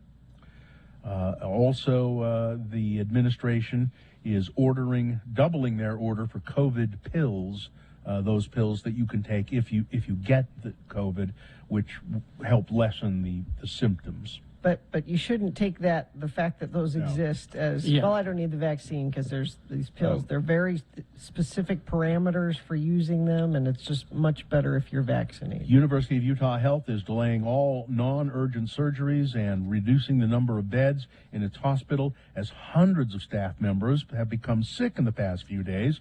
Hospital leaders revealed in a news conference that over 90% of all COVID cases in Utah are now from the Omicron variant. That's 90%. And it's much more contagious than the previous mutations of the virus. The hospital is at 100% capacity, and at least 500 staff are out sick with COVID or are isolating. Officials say they anticipate taking around 52 beds offline. That's about 10% of the total hospital beds. So that heart attack you've been planning for this month, put it off for a few more months if you could. That car accident you had planned, put that off for a while because you're not going to find a bed. Last month, Nirvana, the band that was Nirvana, which is now the brand name that is Nirvana. Yeah, it issued a statement about the lawsuit that it was facing over its Nevermind album art. And in the statement, the band said, Spencer Eldon's claim that the photograph on the Nevermind album cover is child pornography is on its face not serious. Now the band picked up a win in the legal proceedings because this kid, when he was a baby, he was on the cover of the Nevermind album, naked. He was completely naked, swimming toward I forget, a dollar bill or a dollar bill on a hook. Now the band has picked up a legal win. The lawsuit has been dismissed. Now, that doesn't mean the case is over yet, but in U.S. District Court in Central California, Judge Fernando Olguin dismissed the case with leave to amend, which means, if you can come up with further evidence or some other persuasive evidence. Yeah, get a better argument. But as it stands, the case is dismissed. Let's see. Florida Governor Ron DeSantis. Daddy DeSantis? Yeah. He is blaming the Biden administration for the COVID-19 woes in his state, while accusing other state leaders of allowing hysteria to reign as they encourage mitigation measures against the virus that he claims have little basis in sound science. So in Florida, there are no regulations about COVID. Mm-hmm. In terms of Florida, you look what's going on in other states. They're letting hysteria drive them to doing really damaging things. We thought that people had learned, DeSantis said. They're closing schools. They're doing things that should not be done. This is not the way you deal with this, he said. You're not dealing with it at all. As coronavirus is worse in his state than it is in many. I was going to say, Jim, let's look at this at the scoreboard. Ron DeSantis. Yes, Mr. DeSantis. The Davis School District has announced plans to address racism. We're gonna get around to this. They're going to give it an address. What address will it? Okay. I mean, okay, that's good. There have been problems in the Davis School District, and they say they are moving forward with an initiative to tackle the tackle the issue of racism. I think you have to involve the parents in this, because that's where it starts. The Department of Justice found serious and widespread racism in the Davis School District. The district announced a partnership with several community leaders, including First Lady Abby Cox, Davis County Commissioner Bob Stevenson, Colonel Jesse Carroll from the Hill Air Force Base. They are hoping to take steps to promote inclusion and embrace diversity. I think you're right, Gina. Let's look, and I'm looking through the story. Here we go. Oh no, this is not good. During public comment, some parents downplayed the accusations in the Department of Justice report and shared how they feel about the actions being taken. That they say they're creating more division. Quote, "I think parents have had enough of wokeism. It's nauseating," said one parent from Syracuse. "Whatever happened to just focusing on academics? All we ever talk about is race." What define wokeism, ma'am? I just asked you that. Here's the thing, and I just listened to a podcast about linguistics yesterday, and John McWhorter was talking about the word woke, and he said when it first started, this was a good thing. Sure. Mm-hmm. Yes. If you are woke, that means your eyes have been opened to injustice around you and problems. You are empathy. woke, and you have empathy. Yeah. But then somewhere along the line, he said, someone said it cynically. Yeah, you're woke. And it changed the meaning of it completely. I think we just need to reclaim that word. If you are woke, I'm woke. that's a good thing. Or I'm trying to be. How about I'm trying to be? I'm trying my best. I just ask people who use it cynically, what do you mean? Let's reclaim it. Yeah. Authorities are investigating that devastating fire in Colorado, and they're focusing on a burning shed on land owned by a fundamentalist religious sect known as the 12 Tribes. Boulder County Sheriff Joe Pelley revealed at a Monday press conference that investigators have narrowed down the fire's origin to land owned by this sect. He cautioned that investigators are going to be careful before making any conclusions. We'll sort it out. It's an active, open deal, and the outcome of the investigation is vital. There is much at stake. But they're sure now that it wasn't down power lines. It was something else. And they have, traced it to this piece of land. That's the fire in Colorado by Boulder, right? Yeah. My best friend out there, her brother's apartment almost burned down in that. It was across the street where they stopped it. Wow. Yeah. Finally, this 75-year-old man in Hawaii has died after he plunged 100 feet into Hawaii's Kilauea volcano. The man disappeared at the Hawaii Volcanoes National Park late Sunday night. He plunged 100 feet into the... They're not sure whether he jumped or whether Is he a fell. virgin? No, he's just an old guy. This is an old guy. He could have been an old virgin. This could have been a sacrifice. He's a guy who died jumping into a volcano, Gina. That's all right. Sad. Weather, traffic. Okay, so it's warm and wet down in the valley. I like it that way. Which means the snow down, or rain down here, but snow up in the canyons and mountains. And that's our pattern for the next couple of days, actually. It's going to stay in the low to mid 40s down in the valleys, so mostly rain, but we could see a little bit of snow. Up in the mountains, though, they could get quite a bit of snow out of this storm. And it's going to help clear the air out, so that's good. I heard from our attorney who said that there's a couple of traffic lights out. There's actually a section of Salt Lake that is having a power outage, so there's a few different intersections. Ed says traffic light 21st South Main Street is out completely, and 50% of people are not treating it as a four-way stop. Yeah, please do that. 13th South and State Street also out. So anytime you come upon those, please treat them as four-way stops. Snow blanketing I-15 north of Tremont, and you can barely see the road surface. It looks like the snow is here and affecting your commute, at least if you're headed up north or in the mountains today. Let me check our message stream, see if anybody else has sent in traffic. Nope, just a couple of different people noticing those traffic lights out. Just treat them as a four-way stop, like we said. And if you see something and it's safe for you to text it in to us, 33986. All right, here's boner candidate number 3. You know, you don't have to pray that you're wrong. You are wrong. The founder and chair of Entrada, a Silicon Slopes tech firm here in Utah, has now resigned his position after sending an email to a number of tech CEOs and Utah business and political leaders claiming that COVID-19 vaccine was part of a plot by the Jews to exterminate people.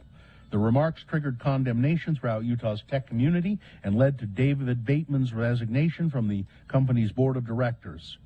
The email Bateman sent, shared by Fox 13 Tuesday morning, begins with the subject line, genocide.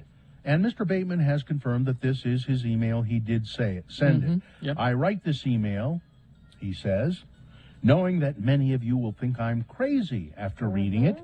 I believe that there is a sadistic effort underway to euthanize the American people. It's obvious now. It's undeniable. Yet no one is doing anything. Everyone is discounting their own judgment and dismissing their intuition. He attacks the efficacy of the COVID-19 vaccine, urges people not to get it. He goes on to say, I believe the Jews are behind this.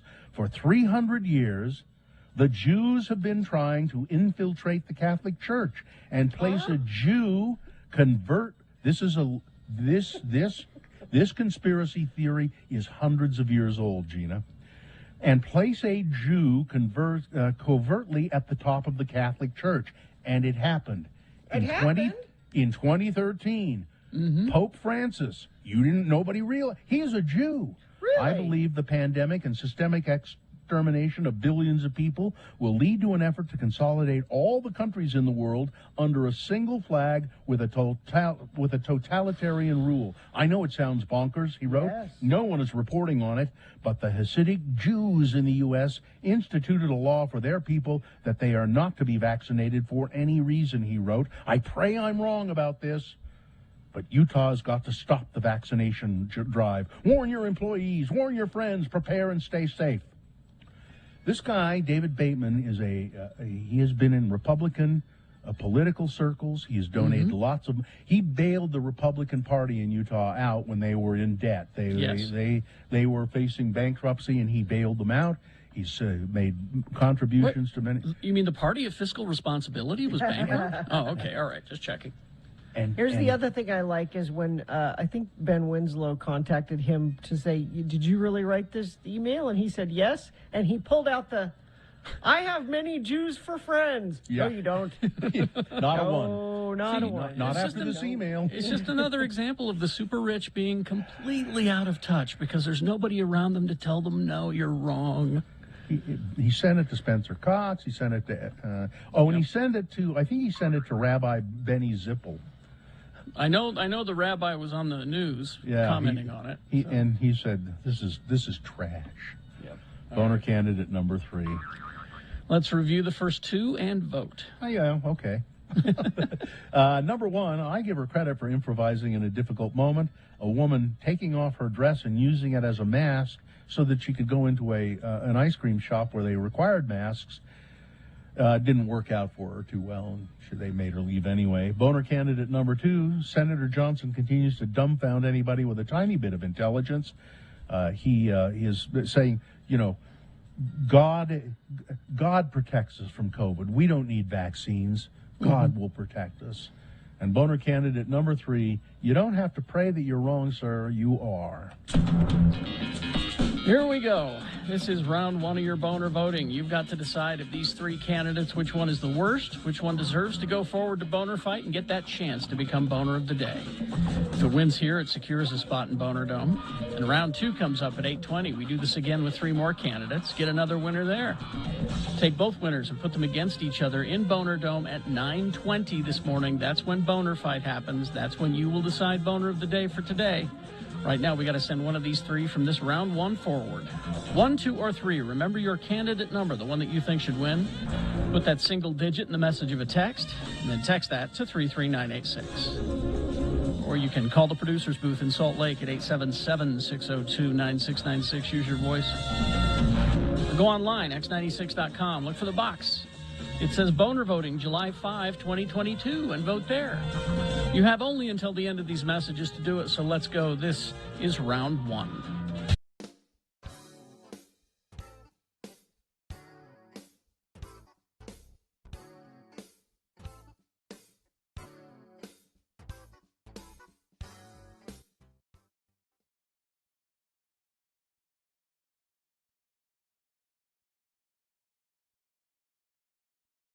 It's from the Girl Scouts. And then there's a nice letter say, hey, Bill, we get you. You're a guy's guy.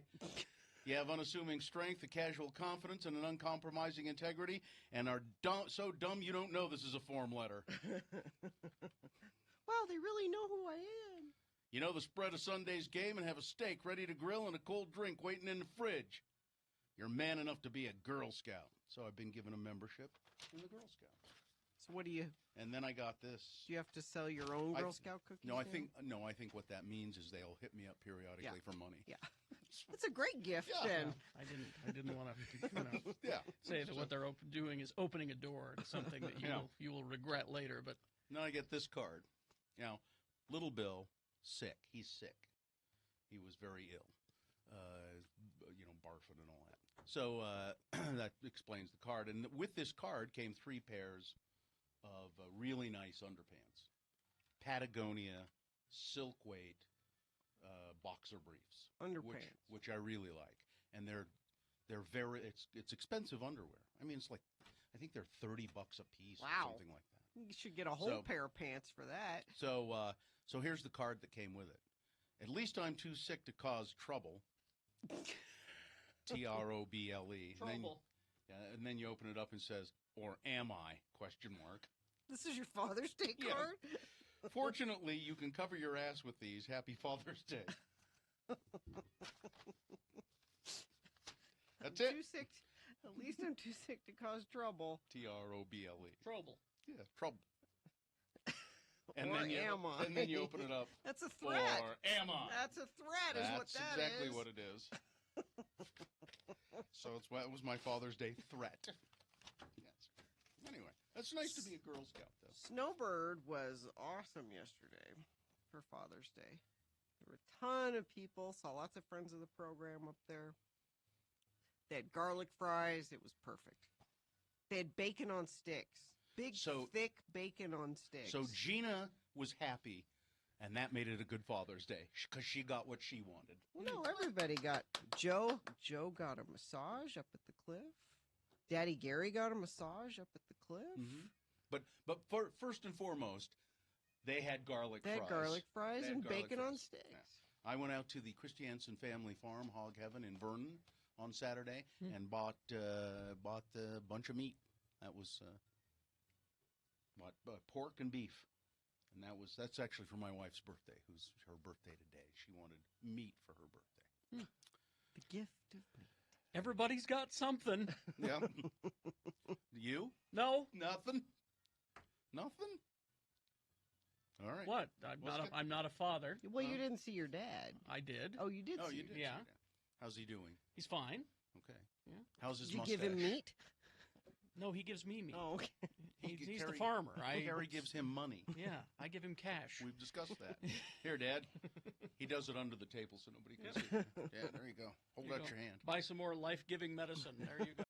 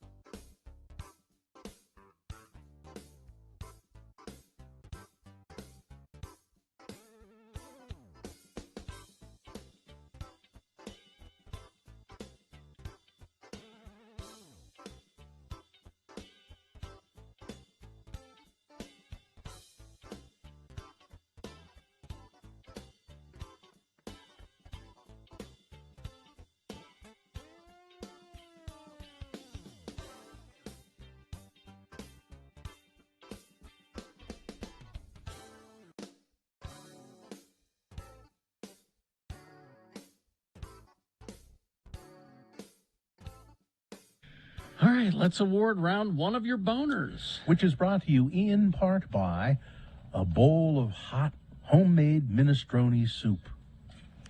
And hand food lotion that I just put on my hands. 'Cause All my right, hands so are really dry. Hand food? It's called hand food. It's food for your Gina's hands. Gina's hands have little mouths on them, and they eat. Okay. So we had boner candidate. So apparently, oh, by the way, the Cassidy won some Sundance tickets for being a random voter.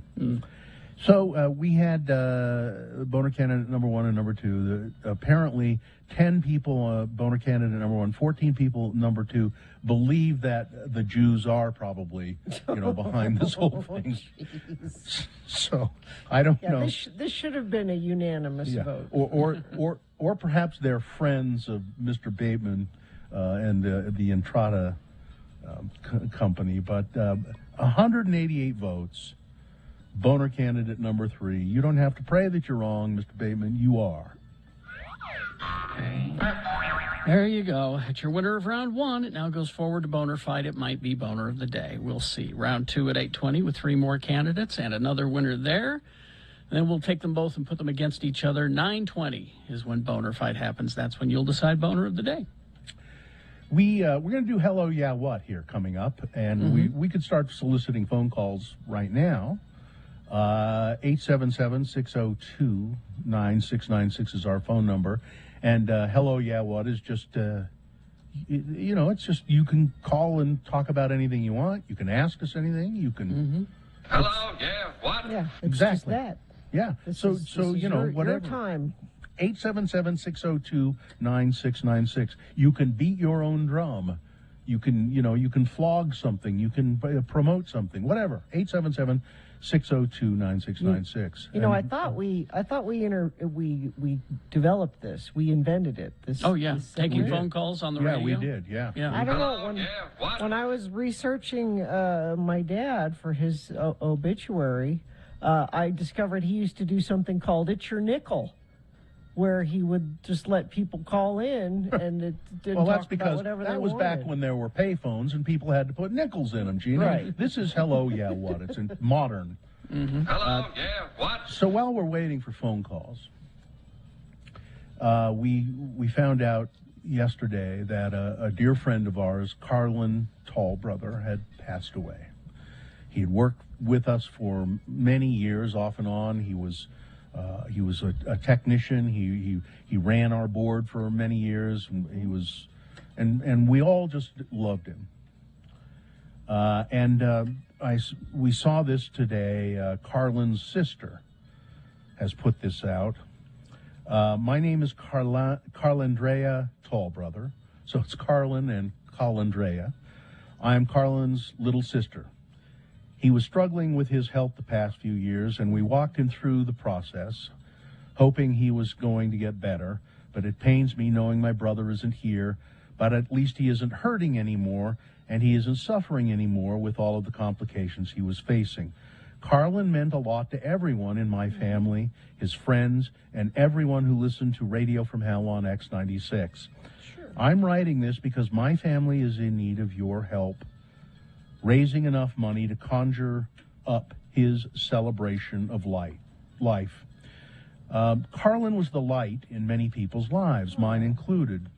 His smile, hilarious jokes, which were often very subtle, and contagious laughter could fill a room. Not a soul in his presence was ever unhappy whenever he was around.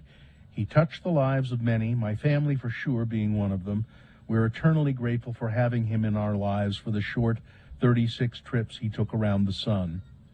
As a child, I couldn't quite grasp what kind of person he was. He was my brother, but the more I learned about him, he was such an interesting individual, someone with a lot of strength, especially being an indigenous gay man, not being able to live his truth until about 5 years ago. He inspired me a lot. No amount of words can illustrate the pain that my mom and dad and brother and I feel. I don't think anything could. We're just grateful that we were all able to be in his presence. I love you so much, Carlin. I hope you're speaking to him. And she goes on to talk about other family members, and but then she says the pandemic has put a great strain on our finances. Sure, yeah. Like many families, we are kindly and appreciatively asking for some donations to go toward Carlin's end-of-life expenses. What we're planning on is having funeral services, and we'll be escorting Carlin home to the Navajo Nation, where he will be laid to rest next to his maternal grandparents in Shiprock, New Mexico. Funding will largely go towards funeral expenses and transporting Carlin home.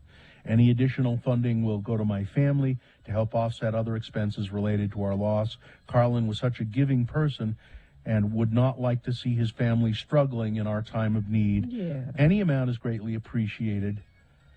And then I can't pronounce the Navajo, Ahihi. Thank you from the bottom of our hearts. So there's a GoFundMe. Do we have a Carlin. link to that, Katie, up on our social media? You can just go to GoFundMe and search for In Memoriam of Carlin Tallbrother.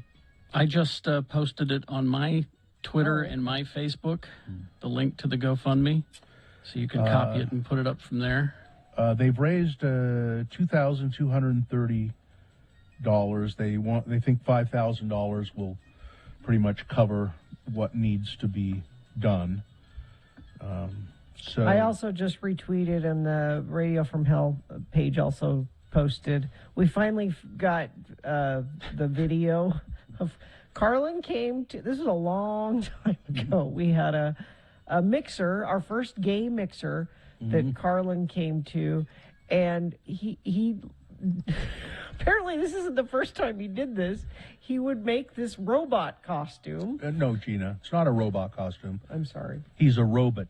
R-O-B-U-T. And he's dancing to Mr. Roboto.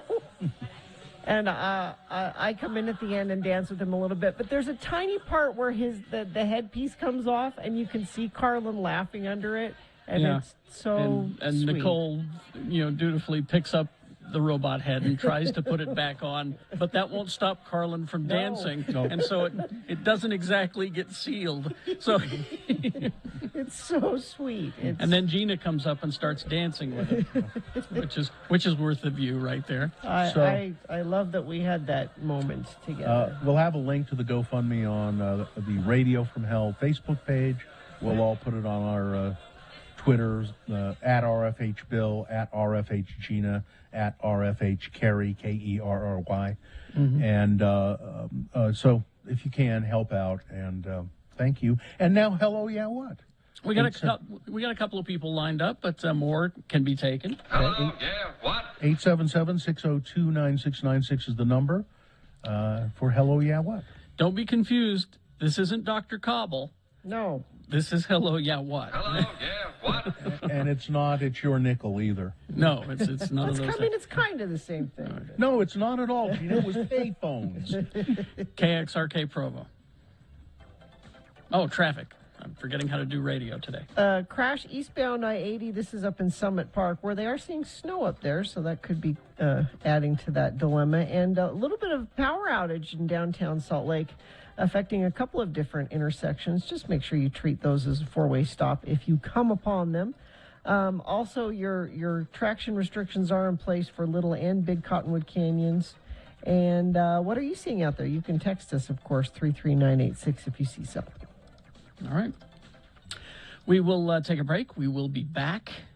Let's see. And we'll have your Hello, Yeah, What feature. Hello, yeah, what? Coming up after these, X96.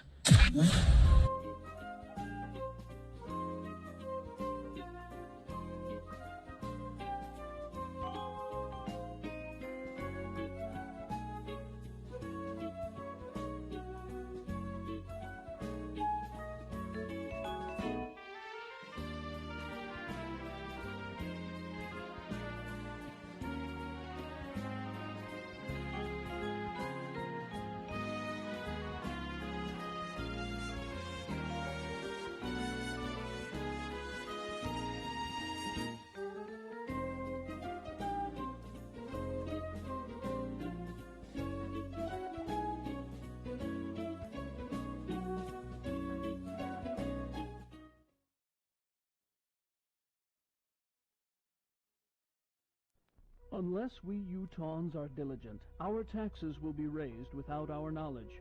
Did you know that right now there's an organization who thinks they know better than you how to save Utah schools? This group wants to raise your taxes. Wouldn't you agree that's just not right? Well, so does Republican Representative Arthur McCarty from Roadside Table, Utah. He began the group opposed to the suggested 10-cent Jello tax. Citizens against People for Alternative Revenue Tax Income believe that not only is the proposed Jello tax wrong, it's also cost prohibitive. The state would have to establish a Jello commission and then open costly state-run Jello stores. Then it's only a matter of time before racketeers would begin smuggling in gelatin from neighboring states. Taxing green gelatin would also place an unfair burden on those people who mostly buy this product.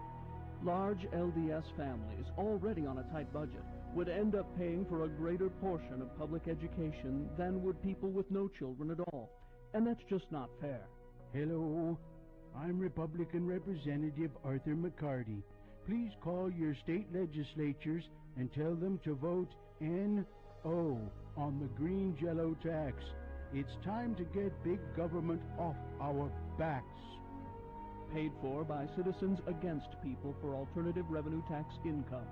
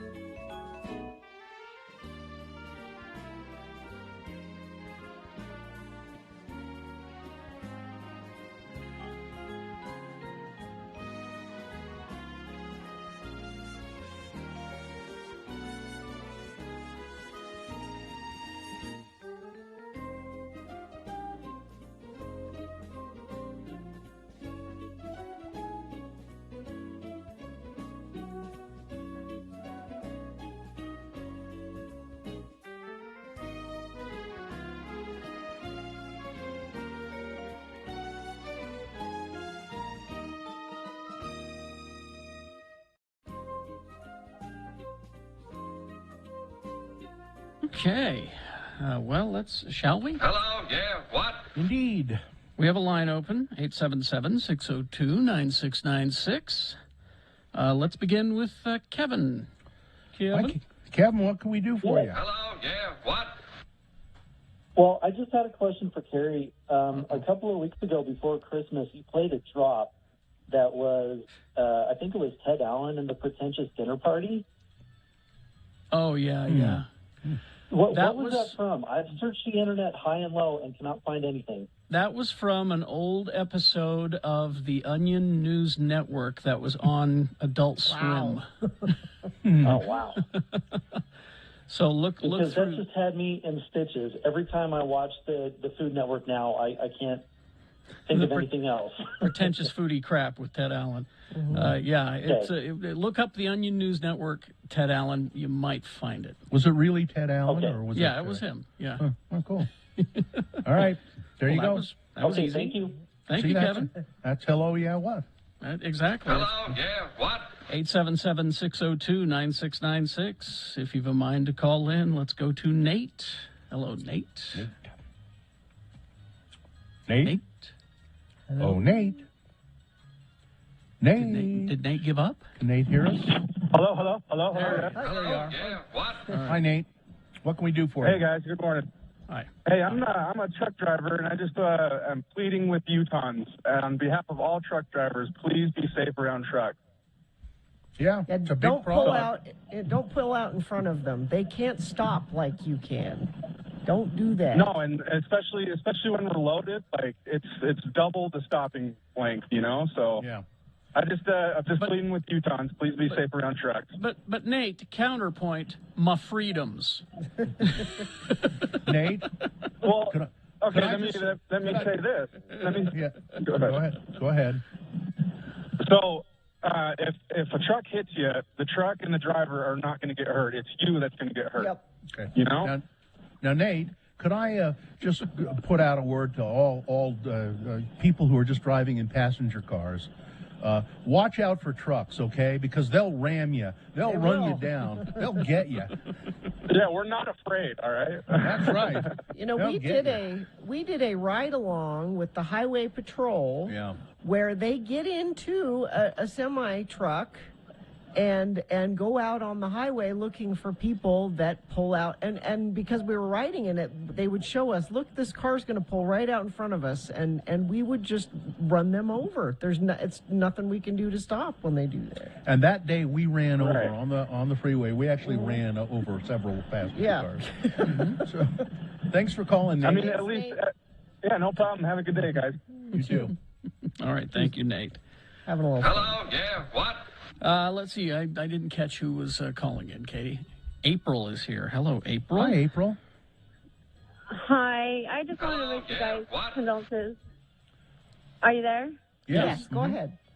I wanted to wish you guys condolences on Carland.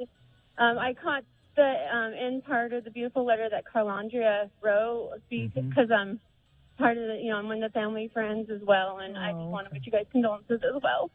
Thank you. Yeah, thank you. And same to you. He was a great kid, funny as hell. Yes. Reliable. We Yeah. could always count on Carlin. That's right. Yep. Yes, and supportive and everything. So, so And he thank was- you for. He was very sensitive too. I mean, he sometimes a little too sensitive for his own good. I think he felt things very deeply, is what I'm trying Yeah. to say. He was very, very, Yeah. very sensitive. You know. All right. Well, thanks, April. Well, thank you, April. Take care, April. You're welcome. You So, too. Thanks.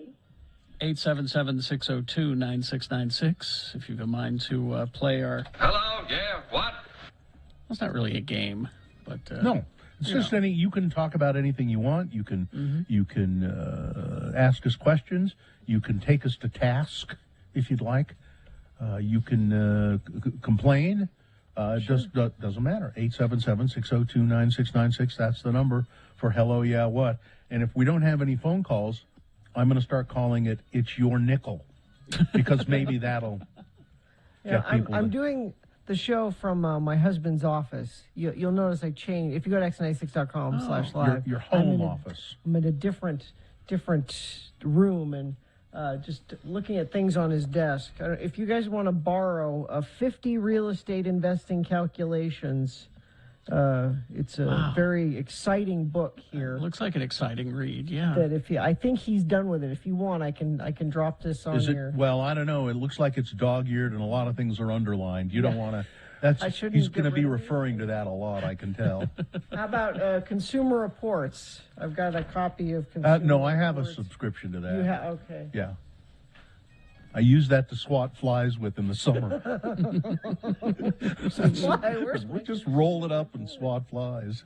Here's a texter, not sure what's happening, but a lot of police were heading southbound on the freeway in the Springville area, to which I say, Springville, it's drugs. It's drugs. Oh. Are they heading toward Payson? If they're heading toward Payson, also drugs. Yeah. It's 877-602-9696. We're running out of time if nobody's called. How about it's your nickel? Well, and someone's saying this might be a good time to get into the sauce list, but we only have a couple of minutes, and there are 20 sauces on that list. Oh, you know what, though? I do still have the sauce list, but you know what else? Even better than the sauce list, I have 35 cheeses that everyone should try. Oh, we don't have time a lot for of 30. If we don't have time for 20 sauces, we Well- don't have time for 35 cheeses. Well, we could break it up. 35. Just give us one. What's one cheese that? Let's see here. 35 cheeses that everyone should try at least once. I'm not going to try any of these. Not even one? Well, then why am I wasting my time with you? Well, let me just throw one in there. If you're pairing it with beef of some kind, like shredded beef or something like that, smoked Gouda. Go with a smoked Gouda and make sure it's Carrie, melted. You know it's not Gouda. It's Howda. But if I say Howda, everyone's going to People go, don't what? know. I don't know what that is. All right, here's one cheese from my list. Oh, mozzarella. Everybody's tried Everybody knows mozzarella. that one. Even I have tried mozzarella. Here we go. Epocesis. Epocesis, from a town of the same name in France, is an unpasteurized cow's milk cheese with a creamy yet firm texture. It's washed in Marc de Baron, a grappa-like spirit, which gives its characteristic orange edible rind. It's pretty, pungent, but the taste is earthy and spicy. It's a fabulous cheese to have with bread or crackers. There you go. See? Epocesis, I think you say. Epoisses. Epoisses. We need a better name. That's not very Epoisses. appetizing, that name. Well, it's appetizing to French people, I guess. Give us a name that... You want another one? Please do the cheese list. Okay, they're begging for the cheese list. Okay, I'll give you one more. Oh, there's Gouda. Brie, we all know Brie. Feta, we know. How about Gruyere? Give me a pepperoni, cheese I don't know. Cheddar, let's see, Gruyere. Manchego? My daughter loves Manchego. That's We a buy good cheese. Manchego all the time.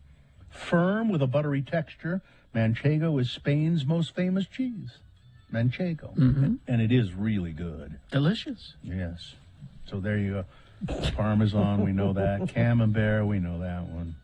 Stilton, a good Stilton. Oh, delicious. Stilton's Stiff awfully Stilton? good. Yeah. Emmental, a semi-hard cheese So am I. from Switzerland. That's a good one. Edam, you kind of know that one. Nearly killed him. Taleggio. Taleggio. Oh, you know that cheese. Taleggio. I've been sent to the store to buy that cheese. Really? From It's northern been on Italy. It's been on a list. That's because it's from northern Italy, and when Joe wants to get rid of her, head to Italy and get me some cheese. Well, do you know what it is? Because he doesn't just say Taleggio. He says, could you get me a cave-aged Taleggio? Oh, my hell. A Yeah. specific... People accuse me of being bougie.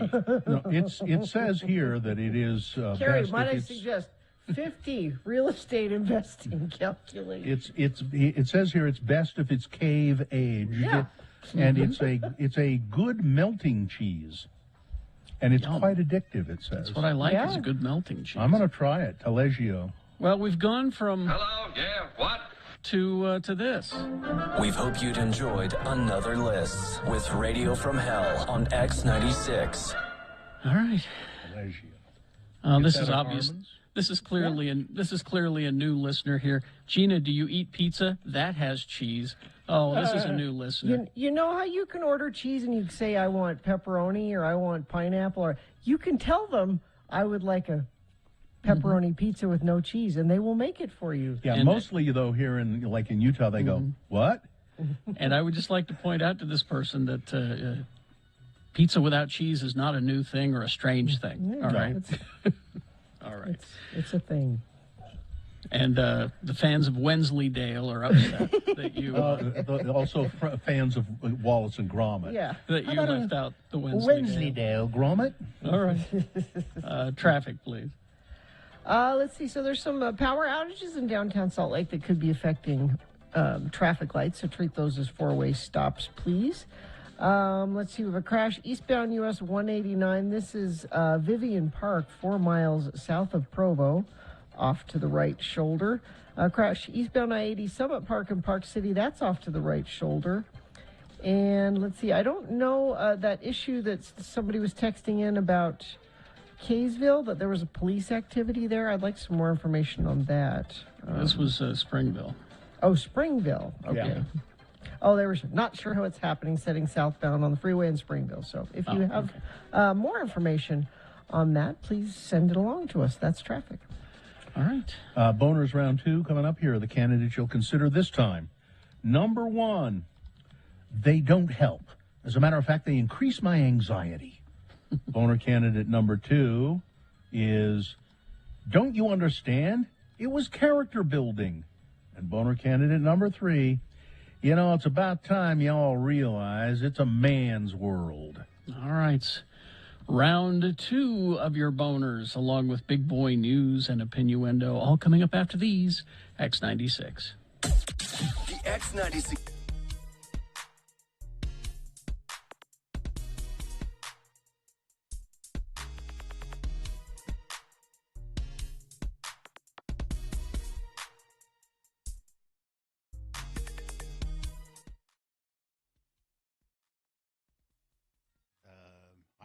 Yesterday I was at a business. I'll tell you, I was at a business called Total Health and Fitness, who I believe we're going to be doing some commercials for. So I'm out there talking to the folks and everything, and I get done with my business at Total Health and Fitness, which is in Draper on 123rd South, and I'm just about to leave the building where Total Health and Fitness is located. Okay. And a woman walks in and walks up to the desk and says to the lovely receptionist at Total Health and Fitness, "Hi, is this Total Health and Fitness?" To which the receptionist, being a nicer person than I am, said, "Why, yes, it is." And that the woman said, "Oh, okay, good. I'd really like to apply for a job." Now, if it had been me as the receptionist, when she walked in and said, "Yeah, is this Total Health and Fitness?" And I probably would have been nice to a point and said, "Yes." And when she said, "Oh, good, I'd like to apply for a job," I would have said, "Don't bother." Exactly. Because you apparently can't read the signs all over the building. You didn't read the big sign over the door before you walked in. You didn't see the sign on 123rd South, blazing across the building, Total Health and Fitness. You didn't see that anywhere. I'd just as soon you not apply for a job. Thank you. Goodbye. You think she was being ironic? Because the signs were everywhere? No.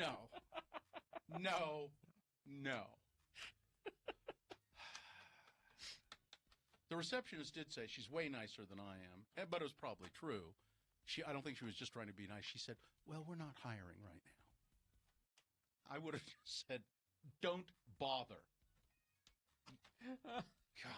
Oh, shit. I'm just sitting there looking at this going, really? I'm not a nice person, though. No, you're not.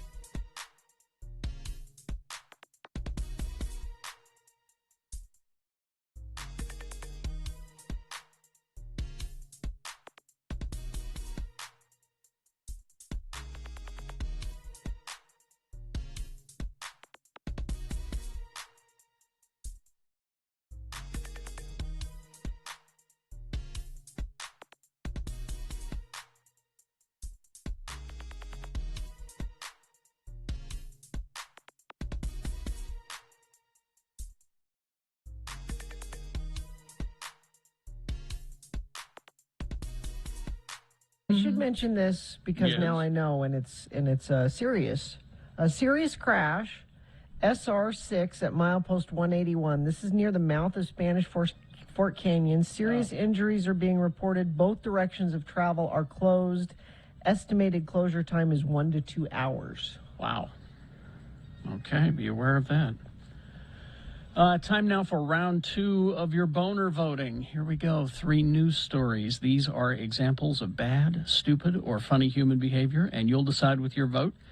Of these 3 candidates, which one is the worst? Which one deserves to go forward to boner fight and get that chance to become boner of the day? I say get that chance because if it wins here, it'll have to then defeat the winner of round 1's voting. We did that an hour ago. Good candidate. So that's why here in round 2, it's important to choose strategically. That way we have a really good boner fight at 9:20. That's when you'll decide boner of the day. So right now, this is round 2. Send one of these 3 candidates forward. 2 now, a third after the news. Once you've heard all 3, you'll vote. One of you lucky random boner voters will receive Tickets to the Utah International Auto Expo coming to Mountain America Expo Center January 14th through the 17th with over 350 of the hottest new cars and trucks all in one place. You don't want to miss this. Visit autoshowutah.com for more information. Here's boner candidate number 1. They don't help. As a matter of fact, they increase my anxiety. State regulators in Ellensburg, Washington, where I was stranded once in the snow for 3 days, have fined an Ellensburg doctor $30,000 for failing to require her employees and patients at her medical clinic, Awake Health, to wear masks. The osteopathic physician, so you know, Anna Elprin, was at the center of an investigation in November for selling COVID-19 vaccine and mask exemptions to undercover journalists without medical justification. The Washington State Department of Labor and Industries, which regulates worker and workplace safety, issued Elprin the citation in December as a willful, serious violation. Well, so news people have gone undercover into the clinic. She's not wearing a mask. None of her employees are wearing a mask. None of the patients. There are no signs on the front door that masks are required. And she's just flouting the regulations completely. When asked about it, she said, "I don't believe wearing face masks do any good at all. And as a matter of fact, when I wear one, it increases my anxiety." Aww. This is a scandemic, she said. I'd love to perform surgery on you, but I can't because I'd have to put on a mask. And and I'm an osteopath. This is a scamdemic for what, the mask companies, so they can make money? Is that it's a scam that they are tricking? No, they're just trying to control us. You know, the government's trying to control us. To do what? Okay. Well, once they've got control, Then what? when they get control, then we are mindless slaves in the big machinery of. So they don't control us now? No, they don't control me. My freedom. You have a driver's license, right? No. Absolutely not. Okay. I drive without a driver's license. You know, I did Or that insurance, for, or- I did that for about a year. Drove with an expired license, and that was a bad mistake. Yes. In the long run. Here's boner candidate number 2. Don't you understand? This was character building. An Ohio teenager sitting in a chair in the middle of his high school's gymnasium last year. His football teammates are performing strength exercises, running drills around him.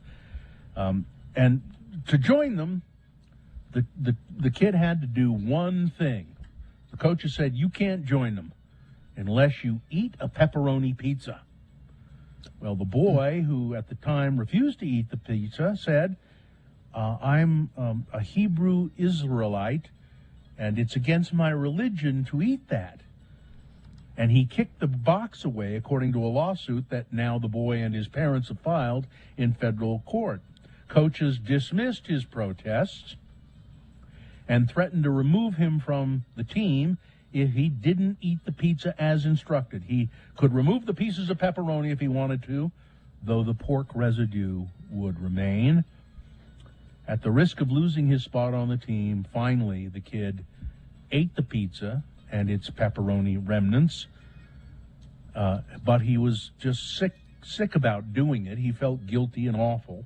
The coach's anti-Semitic and shameful actions caused the teen substantial permanent injury, the lawsuit said. What? If the kid says, you know, I'm a Hebrew, What do you care it's whether against he my eats religion, pizza or please not? don't. Why does that?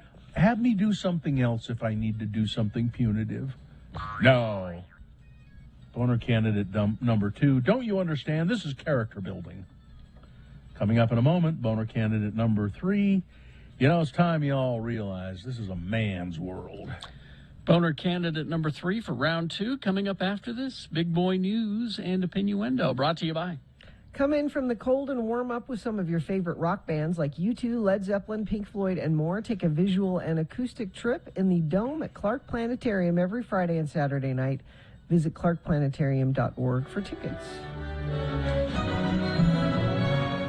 Well, Kim Kardashian and her boyfriend jetted away on a private plane to a tropical getaway in the Bahamas as their romance continues to heat up. It's Pete Davidson. Mm-hmm. It's always Pete Davidson. I don't. Again, I just don't understand, but I guess more power to him. You're not 41. a woman, Bill. If you were a woman, you'd understand the appeal of... Oh, damn it, Gina. I'm looking at the schedule. You've got Pete Davidson next week. Is that, oh, I've been waiting a long time. It's, there's a schedule. It's, The romantic getaway is the most substantial trip the lovebirds have taken together since they began their relationship back in October 2020. I give it another 2 months. Another 2. Sure. Maybe 3. That sounds about right.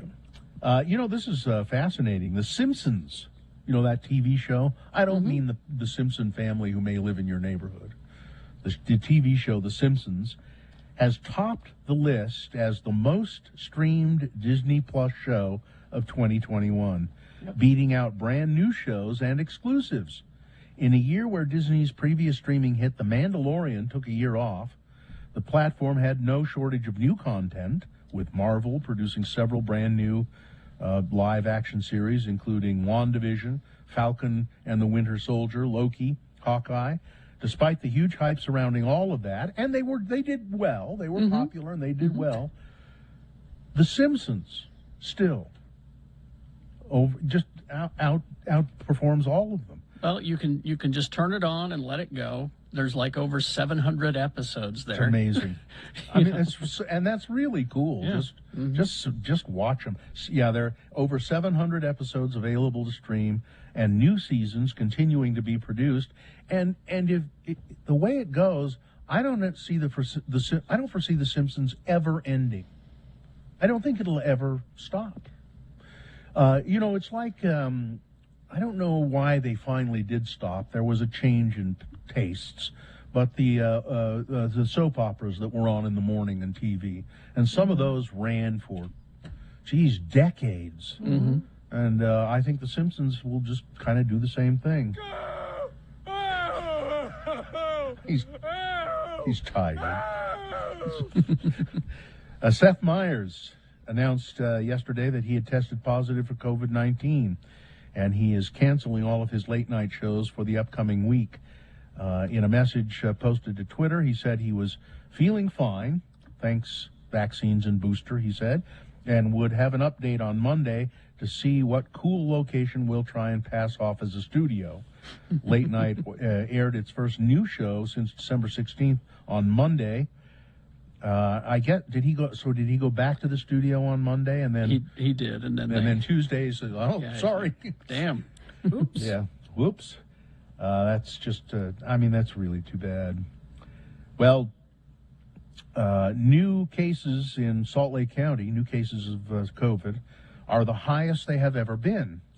The average number of new cases in Salt Lake County reached 1,656 yesterday, which is a 13% increase from the day before. And because of the high spread, the CDC recommends that even vaccinated people in Salt Lake County wear masks. Since January 2020, at least 1 in 5 people who live in Salt Lake County have been infected. Since January 2020. And at least 1 in 880 people have died. The vaccination rate for Salt Lake County, all ages, 65%. That's just so low. Now 12 and up, 76%. Ages 65 and up, 91%. So the vaccination rate for the state of Utah, it's about the same as Salt Lake County. Yeah. And new cases in Utah in general are the highest they've been. Younger kids, now kids 12 and up can get the booster. And but so many kids don't even have the first 2 yet.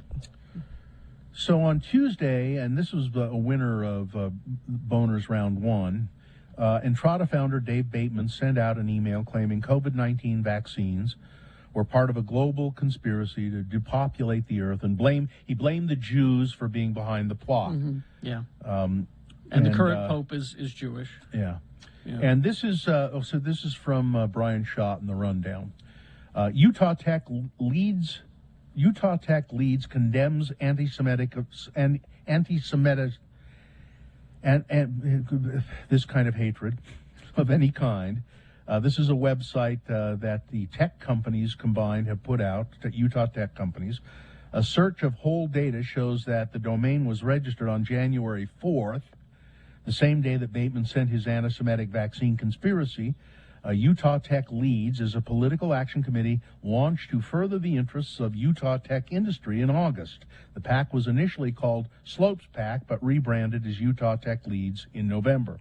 Organizers say the PAC is not part of Silicon Slopes, but the two appear to be tied at the hip. Silicon Slopes donated $55,000 to the PAC in December, the largest single contribution to the PAC last year. The donation represented more than 80% of Utah Tech Leads money in 2021. Bateman's email could prove highly embarrassing to Utah's technology sector. Mm-hmm. Utah Jazz owner Ryan Smith, Domo CEO Josh James, and Vivint CEO Todd Pedersen are all part of a $507 million private equity fund for Entrada in July of 2021.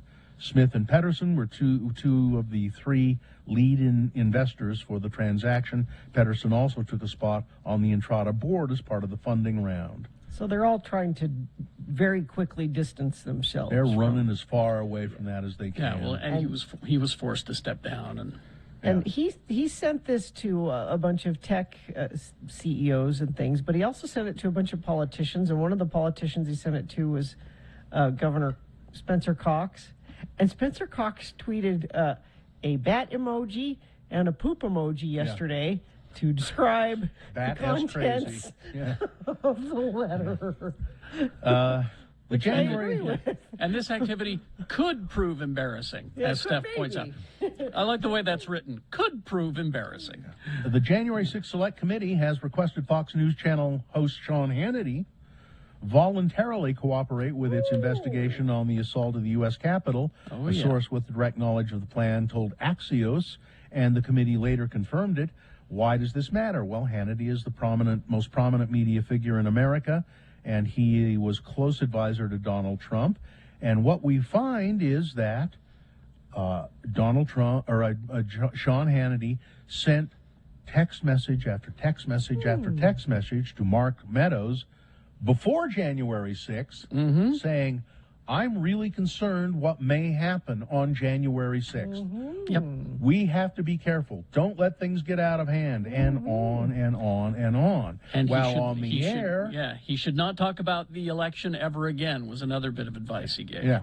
Well, on the air. While on the air, he was a friend and a supporter, and he, So the committee is saying, apparently you know something, some inside information. And they're doing the same thing with Mike Pence. Mike Pence had expressed reservations about what was about to happen. I'm not getting in that limo. They all They knew something was happening. Oh, the evidence is everywhere. It's documented. I mean, they had PowerPoints. They didn't know precisely what would happen.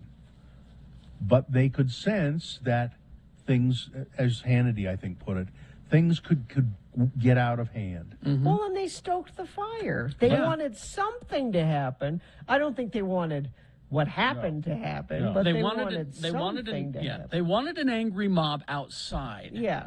While their PowerPoint presentation plan that they had would go forward to take away your say, even though you elected somebody else. They wanted to take it away. Two quick things to erase this awful taste in our mouths to end the news here. A Utah Highway Patrol trooper had an unusual rescue on New Year's Day, and there's a great picture of him with an owl. He saved an owl that had been hit on I-215 in Salt Lake County. A truck hit and injured the owl, but Corporal Chris Cope took the owl under his wing. He named the owl Pacino. Oh. No, it would be Al Pacino. Because he's from Utah. It's from Utah. It's just Al it's Al Pacino. Taking care of him for the night, and then he took Owl Pacino to the Wildlife Rescue Center up in northern Utah in Ogden at the Nature Center, I believe it is. And there's just a wonderful picture of him holding this owl, big owl, wrapped up in a blanket. And then one other bit of great news. Crystal Pepsi is back. Well, to honor the 30th anniversary of Crystal Pepsi, they will be releasing I guess, limited amount. It's back if you can win the contest. Yeah. It's another Is that one what of they're those doing? stupid things, you know? If you're going to announce it's back, then put it on the damn shelves. Don't make it so that I have to enter a contest to get it. Or at least make it available to order online. Or that, yes. All right, that's it. Sports weather traffic. So you guys may have heard or may not. Antonio Brown, he's an NFL player. And his coach was trying to put him in the game, and he kept saying, "Get in there. You're in this next play." And he's like, "No, I'm Buccaneers. Yeah, I'm hurt. I don't want to go in." A few minutes later, "No, you got to go in here." "No, I'm hurt. I don't want to go in." And he got so frustrated, he took off his uniform and walked off in the middle of the game. Now, people have been giving him a hard time. Apparently, Tom Brady's been sticking up for him, and it's been reported that he's been visiting surgeons the last couple of days saying, "I have an injury that I am in pain and it needs to be fixed." So maybe, he might be a little crazy, but He's may also have... He's had problems in the past. Yeah, but he may also have a legitimate injury that, you shouldn't put him in if he's in that much pain. So, Bill, you can magically at 7:59 tonight transport yourself to Denver with your superpower so you can watch the Jazz play the Nuggets. Okay, it's not magic, Gina. It's a superpower. I'm sorry, it's a superpower. That's tonight. Weather, so a little bit warmer down in the valleys, which means we'll see rain mixed with snow, depending on where you are. But boy, up in the canyons and upper elevations, they're getting hammered, and hammered so much that it's causing some pretty serious traffic issues. We have let me pull this up for you. Serious crash, SR-36 at milepost 181. This is near the mouth of Spanish Fort Canyon. Serious injuries are being reported, and both directions of travel are closed. Estimated closure time is 1 to 2 hours for that accident. Let me see if a friend of the program sent in something more about that. I thought I saw something. No, but if you do see something and you want to share it with friends of the program so we can help everybody out, you can text it in to us, 33986. Gracie's is open daily for lunch and dinner with brunch weekends till 3 p.m. Enjoy their heated patio, live music 4 nights a week, or watch your favorite sports. Gracie's located at the corner of Broadway and West Temple, 21 and older only. All right. Here's boner candidate number 3. It's about time you realize this is a man's world. I hope you have the picture here. If you go to x96.com/live, you will see this picture. I'll describe it. Coming to Salt Lake City, February 18th to the 19th. AlphaCon 2022. It looks like a joke. Be great or be nothing. It looks like And in the center of the picture, this is all men. There's a guy whose name is the Bull. Now I tried to look some of these people up. They're all motivational speakers. You know, that talk about men's issues. So he's the Bull, and then there's to the left of him is Brad Lee, Keaton Hoskins, Jimmy Rex, Aaron Wagner. On the other side, Jason Harward, Tim Ballard. He's the Underground Railroad guy who's He's been he's sketchy. Nick Santagrasso, Ian Wendt, and Keith Yackey. And so people saw that and they said, "Wait, is this a joke?" It looks like It looks like the cast for the worst Marvel movie ever made. They are quite serious. Yeah, it is happening, and I will stay away from that as far as I can. Also, the alpha symbol that they're using, it's not alpha in the alpha, it's lambda. Oh. They're using it because it looked like an A. But this is also, that symbol is also code for some other things that I need to double check on before I say on the radio. But it's a dog whistle. Yeah, and I believe if you start doing some research into these guys, you're gonna not like it.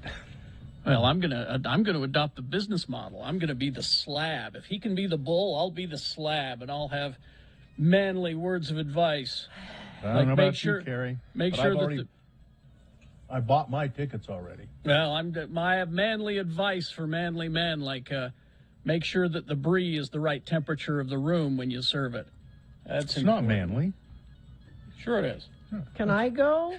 No. Am I allowed to? It says here, be great or be nothing. Well, I don't want to be nothing. Boner candidate number 3. It's not a joke. It's real. And they're the real victims here. It's a man's world. If you go to their social media, everyone's making fun of them, and they're the real victims here. Yeah. All right. Let's review the first 2 and vote. Boner candidate number 1. They don't help. They increase my anxiety. That's a doctor, an osteopath in Washington. She, in her clinic, she won't wear a mask. She won't make her patients or her staff wear masks. She says the mask listen, it's a scamdemic, and a mask increases my anxiety. Boner candidate number 2. Don't you understand? It was character building. Coaches on a football team in Ohio forcing a kid to eat pizza against his religion. The pork and the pepperoni. He's Jewish, or a Jewish sect, and he said, I can't eat it, and they forced him to. And then boner candidate number 3. It's about time you all realized this is a man's world. Okay, here we go. You've got to decide of these 3 candidates, which one is the worst? Which one deserves to go forward to Boner Fight and get that chance to become Boner of the Day? I get that chance because it'll have to defeat the winner of round 1's voting. Good candidate. So choose wisely here in round 2. So we have a good boner fight at 9:20. That's when you'll decide boner of the day. So here we are in round 2. 1, 2, or 3. Remember your candidate number, the one that you think should win. Put that single digit in the message of a text, and then text that to 33986. Or you can call the producer's booth at 877-602-9696. Use your voice to vote. Or go online, x96.com, look for the box that says Boner Voting January 5, 2022, and vote there. You have until the end of these messages to do so. So let's go. This is round 2 of your boners.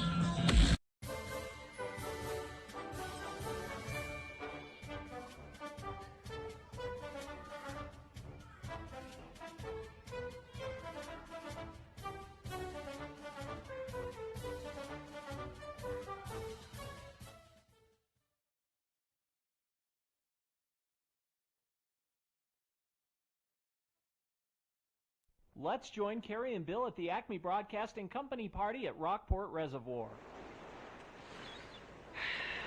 What a nice day for a company party, huh? Oh, God, yes.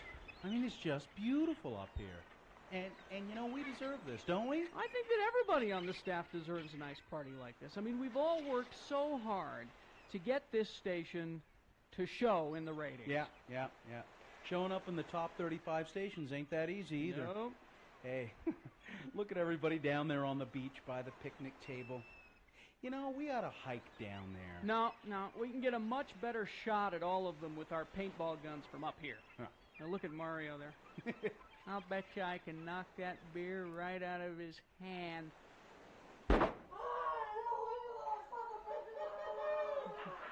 Good shot. hey, they can't see us up here, can they? Well, apparently not. Hey, listen, see if you can splatter the side of Bessie with a volley of that green paint you got. Righto. Just about spelled my name. Hey, they're all starting to scatter and take cover now. What a great party. Hey, see if you can hit Sonny before she makes it to that tree. Okay. Oh, damn, I missed her. You know, she's so thin, there's not much of a target there. Hey, what's Ed Acme doing? Well, it looks like he's pushed over the picnic table and he's using it as a barrier. Get out your binoculars. Got him. Oh, my God. That's a 30-30 he's pulling out of his knapsack. Oh! And it looks like he's got a bead on us, too. That was too close. Godfrey. Jeez, everybody else seems to be packing heat, too. Look at that. Mario's gunning back at us with some kind of flare gun. Whoa! Gee! All right, Sonny thinks she's going to hit us clear up here with that little pistol of hers. Whoa! Oh, but Acme's really got us pinned down with that thing. Well, then I guess it's a good thing I brought this to the company party, isn't it? Oh, an Uzi. Yeah. Bill, you the man. Oh, God, what a great party.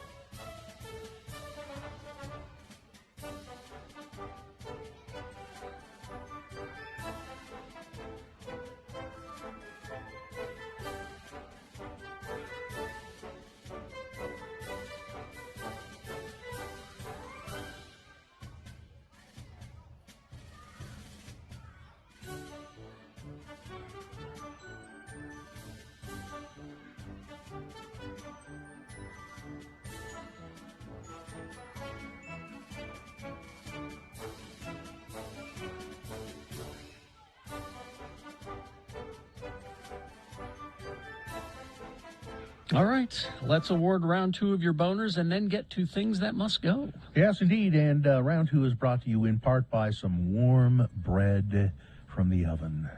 And the key to good sex is good communication. Reveal your best pleasure at Black Velvet Boutique, Utah's locally owned by women sexual wellness resource, open 7 days a week, 595 South State in Clearfield. Boner candidate number 1 was, well, they don't help. They increase my anxiety. That's a doctor in Washington making a comment about mask wearing. And also she thinks that the pandemic, she calls it a scandemic. Boner candidate number 2, don't you understand? It was character building. The coaches on a football team forcing a kid against his religion to eat some pepperoni pizza. And boner candidate number 3, it's about time y'all realize this is a man's world. It's an event coming to to Salt Lake in February, and boy, there's so much testosterone there. I don't dare get next to it. Let's see here. Spencer won the tickets to the Auto Expo, and it was pretty even voting through this round. But the eventual winner, by about 20 votes, was boner candidate number 2. What? The coaches and the pizza. Well, okay. We don't pick 'em, you do. That's the winner of round 2, and it now goes forward to Boner Fight. It will go up against the winner of round 1's voting, and one of those 2 will be Boner of the Day, decided by you at 9:20. It's anti-Semitism versus anti-Semitism. Oh. Sort of, yeah. Your choice. Coming up for Boner Fight. Right now, though, it's Things That Must Go, brought to you by... Wasabi peas. They have them at Harmon's. Ooh, And I I'm love eating them those. right now. They're so delicious. All right.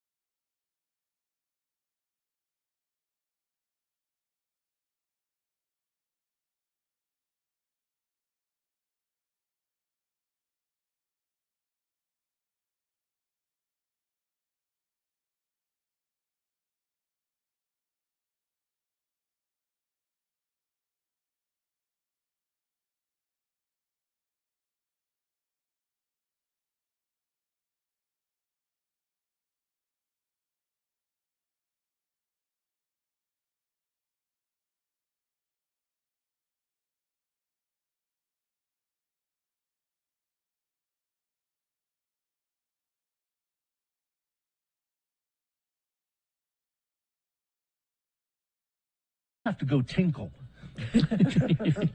God. It's delicate and silly. I have to go tinkle. Also must go people who send me unsigned hate mail. That must go. Yeah. And then the debate over how to pronounce the next coronavirus variant. The next letter, Greek letter after Omicron, is P-I. People insist that that's pronounced P. I don't care. It's pronounced pie. It's pie, okay? You want us to take it seriously, you don't call it the P variant, No, okay? it's the pie variant if they go with the next letter. Yeah. Now, this one says, good morning, Happy New Year. With it being a new year, let's leave some things in 2021, shall we? First thing that must go is having to repeat myself to absolutely everyone all day long. I have great diction. I speak clearly, thanks to 4 years that I spent in the theater. And they spell it Theatre, so you know that they're, yes. That's serious.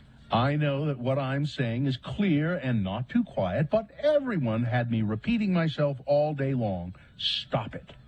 Next, this comes from my 5-year-old. They listen to Radio from Hell with me sometimes. And Tuesday morning, they gasped and said, that lady swore. Confused because Gina had not sworn, not even a damn, I asked what they meant. Quote, she said bad words. You can't say shut up to people. That's So, right. Gina, You are 100% right. That is a bad word. according to my 5-year-old saying, shut up, must go. I apologize. That is You- not okay. Maybe you ought to tell your 5-year-old to shut up, No, okay? Bill, shut up is a bad word. Surprised that the federal regulations haven't mandated that shut up can't be said on the radio. Thanks for letting us listen. Hope your break was wonderful, Lady Raccoon. And this one, the water-saving automatic flushing toilets that flush when you enter the stall, flush when you stand up, flush as you put on your jacket, and generally, one more time as you exit the stall, they flush, coupled with the automatic soap dispenser and the sink that gives you 3-second stream of water, not nearly enough to finish the job. And then, when you encounter a manual system, by chance, you spend 5 minutes standing there doing the hand jive because you're used to the automatic system. All right, that's it. Carrie? Let's see. We got a few from the seat of Mount Doom here. When you're watching a new TV series and the first episode is named Pilot, I just think that's lazy. Yeah. It's just lazy. Give it a name. Episode 1, Season 1, name of the episode, not just Pilot. Why things that must go, smoke detectors always go off in the middle of the night. Always. They never go off during the day. Nope. Seems so. And what are the odds that 2 in one night would go off? Yeah, that's got to go. My neighbor blowing the snow from his snowblower onto my bedroom window. Really?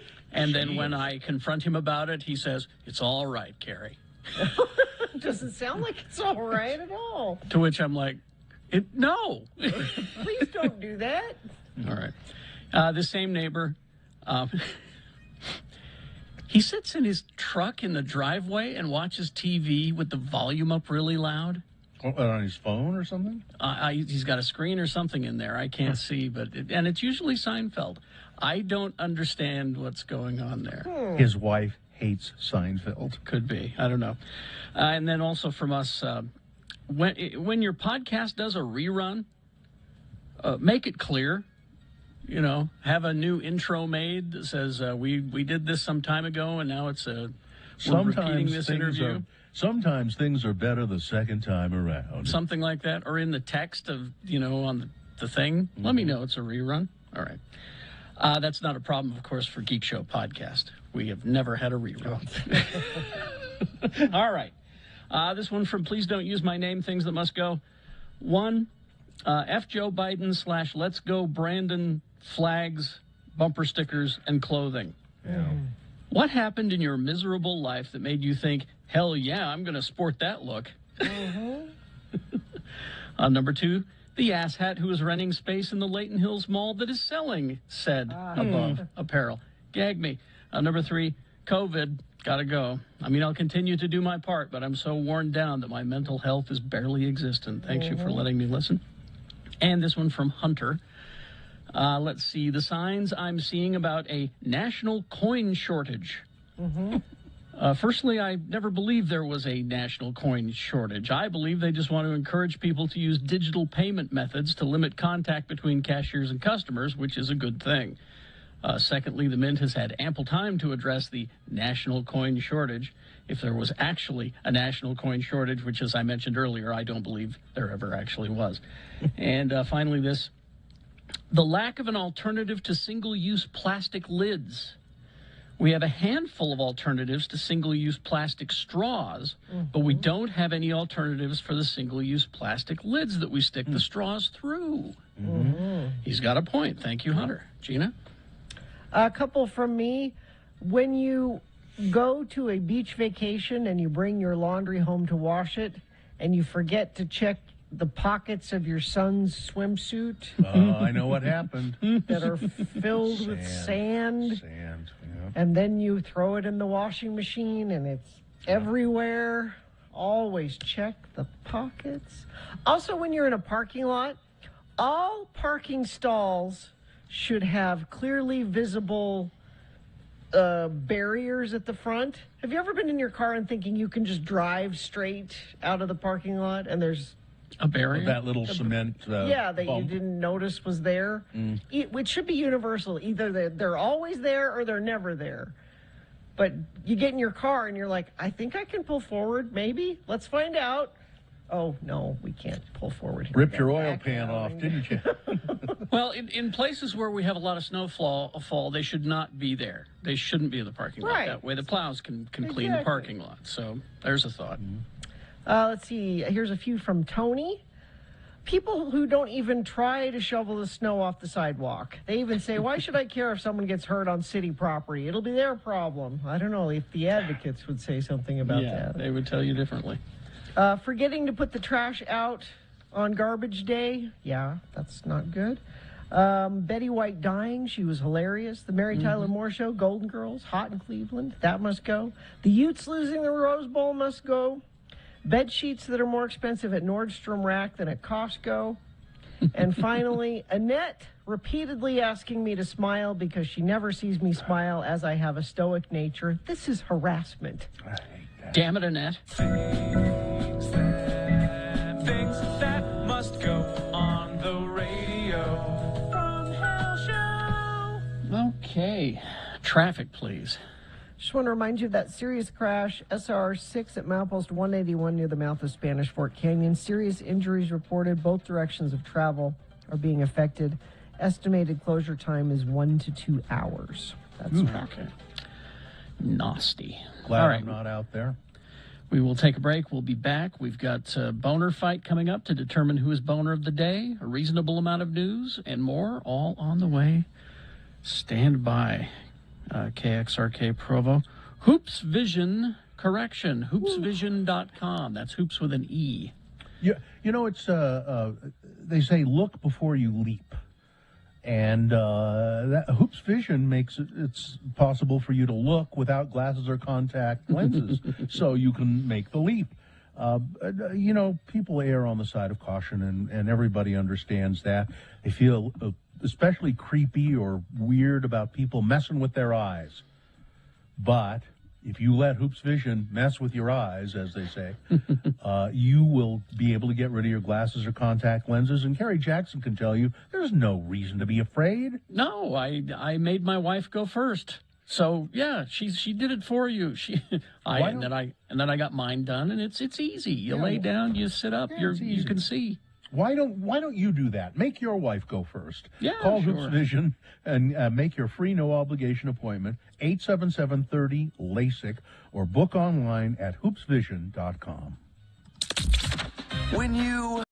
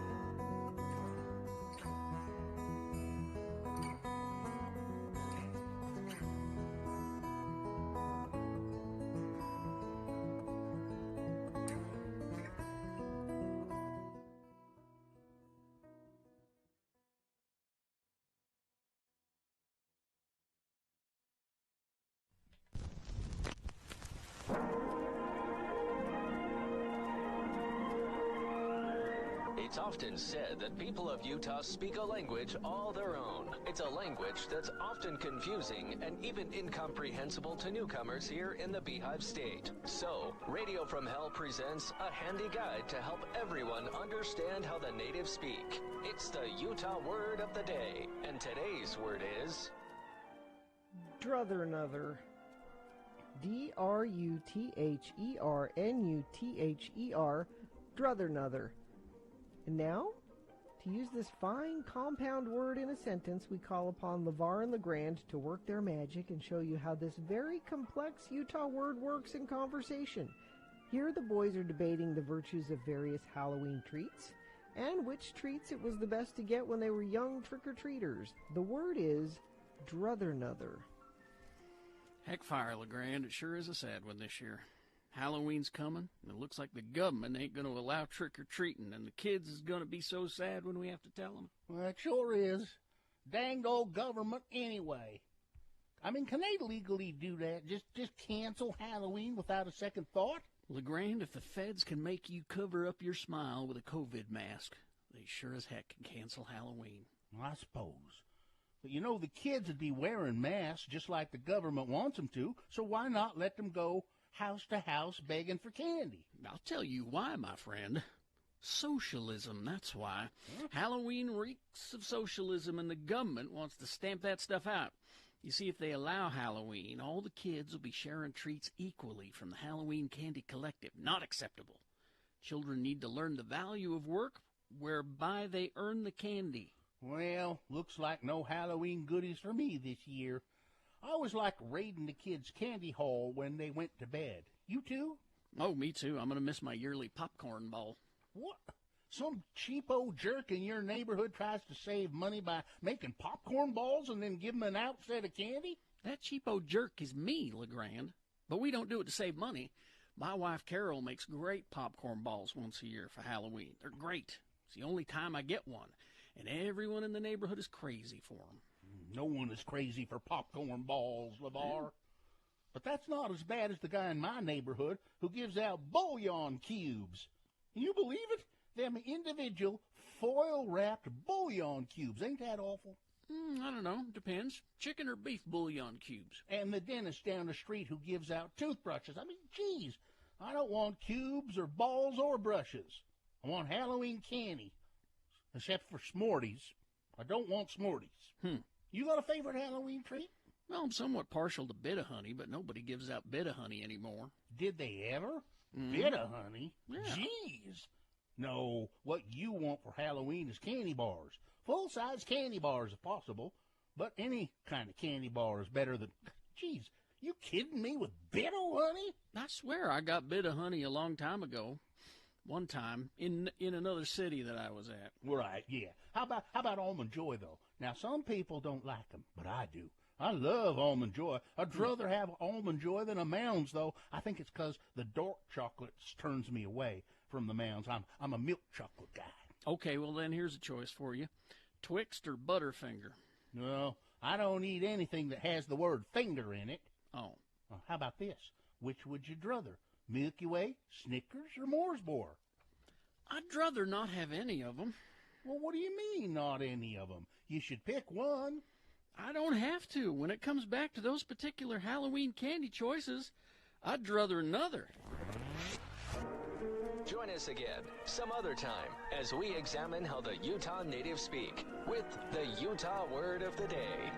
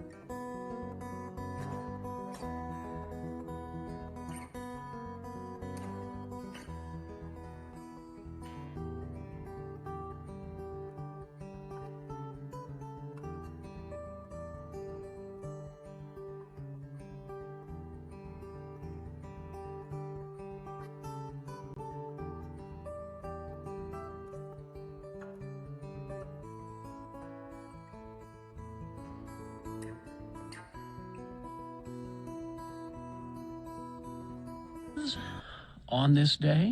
In 1950, Chris Stein, co-founder and guitarist of the new wave band Blondie, was born. That song, Heart of Glass, #1 single, all the way back in 1979, Heart of Glass. So we've been talking about our dear friend Carlin Tallbrother, who passed away. And a lot of people have been now sending me email about Carlin. Oh. And there's a GoFundMe for Carlin. And so Carlin is Navajo, and they want to take him back to the Navajo Nation. So where he can be in Shiprock, New Mexico, where he can be laid to rest with his ancestors. And so they're trying to raise $5,000. There's a GoFundMe, and there are links on our web pages. And I haven't tweeted a link yet, but I think, have you, Gina, to the GoFundMe? Carrie did, and I copied him on. Yeah, Okay, and I'll it's Radio from Hell at Twitter and I believe Facebook as well. Yeah, you can go there and find the link. And it's once you go there, just go there and read the thing that his sister wrote. Mm-hmm. It's very, very touching. But I got this email from organizing intern. Remember her? Mm-hmm. Oh, yeah. Sarah Spain. Mm-hmm. She was one of my favorites of all time. You had her organize things for you. She was happy to do it. It says here, hello and Happy New Year to the Lords of Morning Radio. I think it's probably too late to do anything with this. I didn't realize she had sent me some music. Now, I'll get to it in a second. My husband sent me a text this morning that sweet Carlin had passed away. As soon as I was able to, I went to my computer to listen to a clip that I had stashed there from my intern days. It was the time that Carlin and I tried to splice Somewhere Out There, you know, the Fievel and Tanya version from American Tail, that cartoon, followed by the parody from South Park with the Penis Mouse as the opening song for the show. We spent 20 minutes putting the songs together and laughing about it the day before. The following morning, I was the intern at the remote you guys were doing at Tracy Aviary, and Carlin was back running the board. So I was able to defend my stupidity.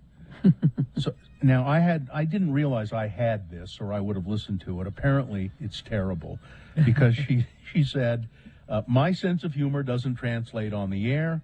And I also learned that, in fact, you can say penis on the radio. I don't remember this. If you want to, you can. We'll listen to it off the air before I try to play it. I have access to it, but I'm not going to play it on the air. Says, thank goodness I was brought in to help organize and not help pick music. I do want to add that my husband and I took Carlin out for a few drinks a few weeks later to make up for it. Oh. Over the last several weeks, I was able to tell when Carlin picked... over the last several years, I was able to tell when Carlin had picked the opening number, and I would text him hello.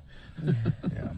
I'm sad to know that I will never again get to start the Radio from Hell show with, I want to dance with somebody. That's okay. Carrie picks work very well, too. I'm sad he's gone, and I'm glad I got to know him. Thanks for letting me listen. Sarah, former organized intern, still organized, but no longer an intern. And she was organized, too. Is organized. She liked to label things. And her favorite store in the world is the Container Store. Is that what it's she called? went to work there. Yeah, when I think she left us, she got a job. She was so there. excited because we didn't have one here, and she was telling me about, there's this great store called, and then they announced they were going to open one at the Southtown or the. It's at Fashion Place. Fashion Place. Yeah, they're opening. Oh my gosh! She was so excited. I need to meet this girl. Her and I sound like we would be exactly the same. I color code things. The organization's ridiculous here. Yeah, she's just a maniac. She works at the Container Store? I don't know if she used to. She used to. Maybe I'll go hunt her down and see if I can find her. Because I love the Container Store. It's dangerous. Her name is Sarah Spain, and she's terrific.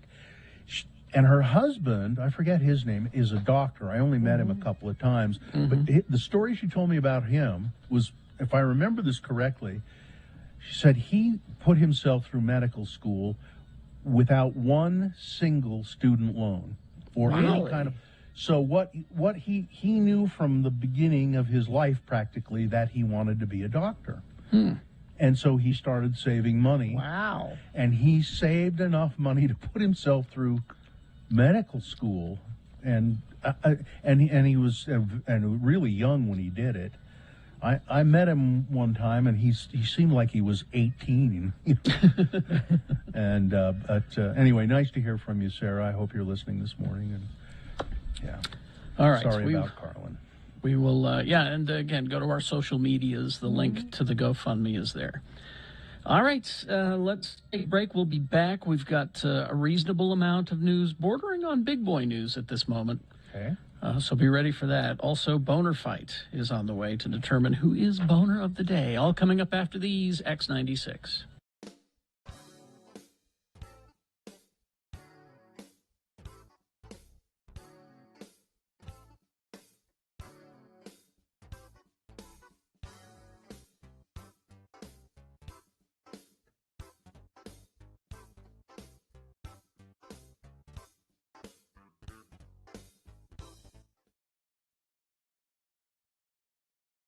I was worried you guys would hear. Mohammed ordered a duck call a while ago, and it finally arrived. So he's been walking around the house, tooting on his duck call. Now, did he get that from the Duck Dynasty people? I hope I'm not. not sure where he got. Here, I'll grab him real quick. What's the name of their duck? Is it Duck Commander or something like that? I don't know. Now, see, I'm trying to figure out why he would have a duck call. Now, I had because a duck call growing up because we would hunt ducks. He has been duck hunting. Has he been? Yeah, Oh. I think Gina's told us the story. He has been duck hunting with his uncle or something. Interesting. Yeah. No, Because I have a passing familiarity with duck calls. I think the Duck Dynasty people, their company was called Duck Commander, but that's how they made their millions of dollars. Is with a duck with duck calls. The duck calls, yeah. That's how they made all their big Okay, money. show him your duck call. So there's no, wait. Blow First in of it. all, wait a second. First of all, I want to know what brand this is, Mohammed. What brand of duck call is this? Yeah, Bill wants to know what brand of duck call it is. Into the microphone. It's a Ducks Waterfowl duck call. Ducks Waterfall. DUX is a brand. DUX. I see. Okay. Okay, one more toot and then go to school. Okay, have a good day. Yeah, that's important. It's important that he have one of those. I can do He's that. my little hunter. Yeah, He's my little outdoorsman. Carrie was wondering why he had it, and I said, "Well, I remember the story. He's been duck hunting." He's been. Oh duck yeah. hunting. Okay. He's my outdoorsman.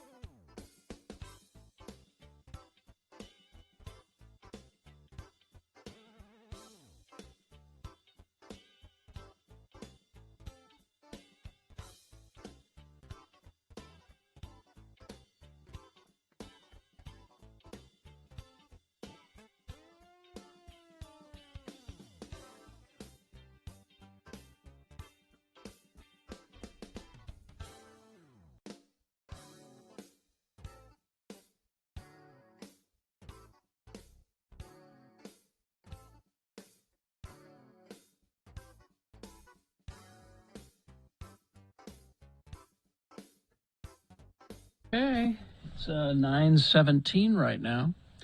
Everybody all right? No, yeah, sort of. I'm almost out of wasabi peas. You're making me hungry. I want some. Only a of those. couple left. Just, yeah, I'd like some of those. Ever since Betty White died, all this talk about hot dogs is making me crave hot dogs. Like, if you could have any hot dog in the world right now, what would, like... Oh, the what place would, doesn't. What would that be? The place doesn't exist anymore. It used to be down on State Street. Yeah, J-Dogs. No, it was. I'm pretty sure. No, I'm going further back than that. Chicago I can't Dog? remember the name. Chicago Dog. That's it. Yeah. They're not there anymore. But they had a great hot dog. I would do my own. I would do. I saw this in a magazine how to make them, and then they're very popular in Brazil, and I can't quite remember what they're called. Poncha somethings. I haven't made them for a while, but you take 2 hot dogs and you split them and you put one on one side and one on the other, and then you fill it with this special salt, kind of very piquant salsa, and you put them together. Oh, it's just delicious. It's just as... When I was little, all I would eat is hot dogs. And my mom took me to the doctor, and she said, all she'll eat is hot dogs. What do I do? And the doctor said, give her hot dogs, breakfast, lunch, and dinner. She'll get sick of them. Yep. And you did. And I don't eat them anymore. Never? It worked. Wow. Really? Nope. Really? That's kind of sad, not actually. At all? You don't have hot dogs at all? It's kind of sad. Why? Can't enjoy a good hot dog, you know? I had my quota when I was 2. But they probably weren't even the good hot dogs, I'm though, sure were they weren't. They were probably boiled, horrible hot dogs. Yeah, that's the worst way to make them. The grilled hot dog is a good hot dog. Although I'll do it in a pinch. If I need to just boil them up, I'll do it. I kind of like raw hot dogs. Ugh. Just cold out of the fridge. Mm. You've done that too, haven't you, Carrie? Yeah. I remember being a little kid and rushing home from my friend's house and telling my mom,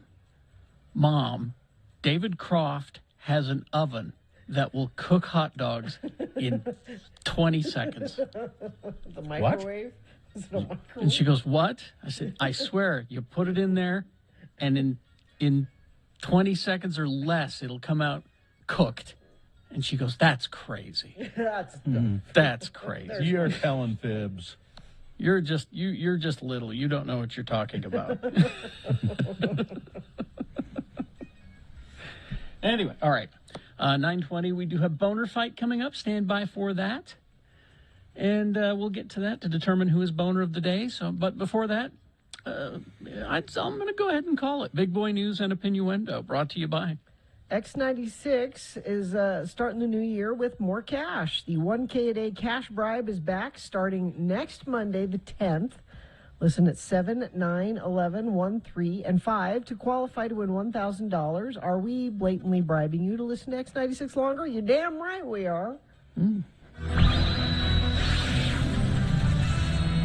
remember the BlackBerry phone? Mm-hmm. I had one for a while. They were very popular. President Obama had a BlackBerry that he didn't want to give that thing up, and they finally made him.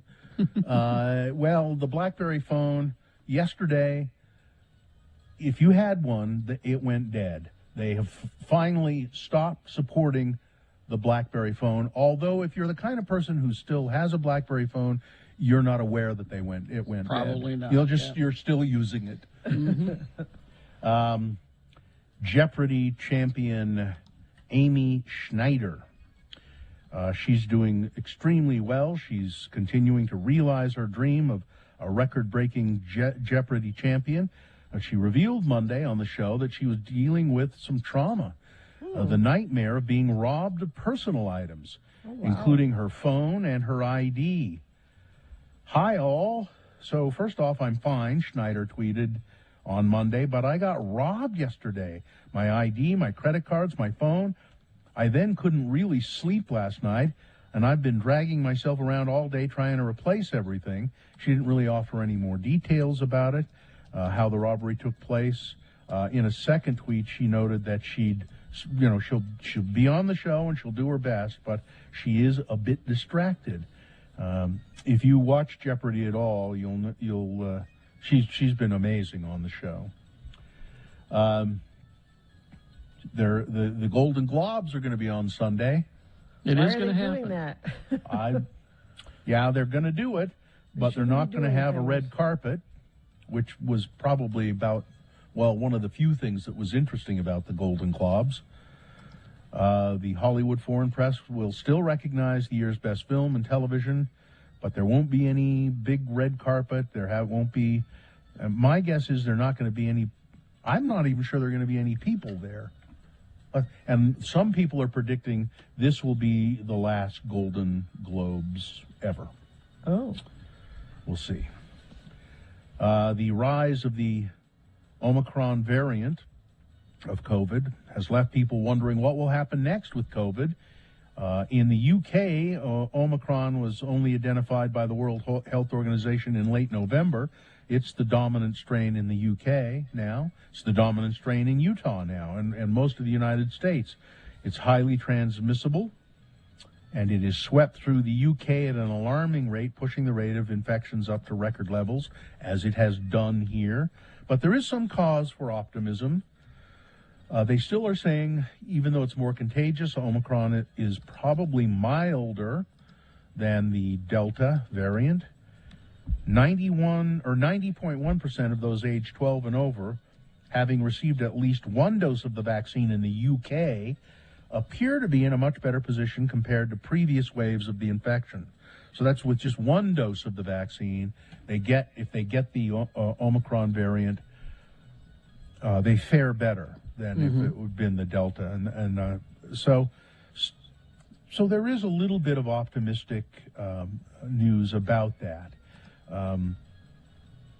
But the Omicron variant is the one driving up Utah's cases. Testing sites are overwhelmed. As a matter of fact, some of the testing sites where they do the nasal swab, they're so busy that they've just been they just say, we're too busy here. Take this home and do this at home. And they give them a home version of it, give people a home version so that they don't have to wait in line they say, and it's a reliable resource if people want to take a home test versus waiting.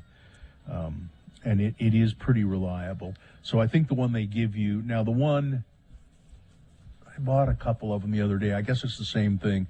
You do have a little swab, and you just do the inside of your nose, and you put some solution on it and wait to see what color it changes. Or I did one once, but it's a line. It's like a pregnancy test. Well, that's right. There's a line. And I did one, and obviously it turned out negative. So I was at Walgreens, and I saw a bunch of them on sale there. I mean, not on sale like reduced price. They were selling them. Available for sale. Yeah, and they say, but they would only let you buy 4. They don't want you hoarding them. Yeah. Now, here in Utah, a business that we know and we know well, the Bayou. It's a bar and restaurant in downtown Salt Lake. So far, during the pandemic, they have had 0 cases of COVID. Spread. 0. Yeah, you spread. You need to read that. Yeah, 0 cases of COVID spread at the Bayou. They've had staff contact COVID, but not a single one of those cases spread among the staff or the customers. And more importantly, they haven't had a single serious case at all. Because they've been handling it. So how like have they done it? Everybody would. How have they done it? Well, they didn't reopen their dine-in until their staff and customers could be fully vaccinated. And then they required everybody in the building to be fully vaccinated. And it turns out that vaccines work very well in slowing the spread of the disease and preventing serious illness. I mean, who knew, huh? They have this fried chicken that's so good. So Mark Alston is the owner, and he wrote this in public forum in the Tribune, I believe. Yeah. And now he goes on to say, however, Representative John Hawkins of Pleasant Grove, who himself nearly died from COVID, saying, this is real. He wants to help other Utahns learn that COVID is real in the only way that he knows how, by helping them become deadly ill as well. The easiest way to help ensure this outcome is to reduce vaccination rates, of course. The best way to do that is to coddle the unvaccinated and help them avoid any consequences of their actions until, of course, they hopefully learn COVID is real by nearly dying themselves. Hawkins is working to encourage this learning experience for his beloved anti-vaxxers with his proposed House Bill 63, which would allow those who could prove that they had already been infected with COVID to be exempt from any vaccine requirements.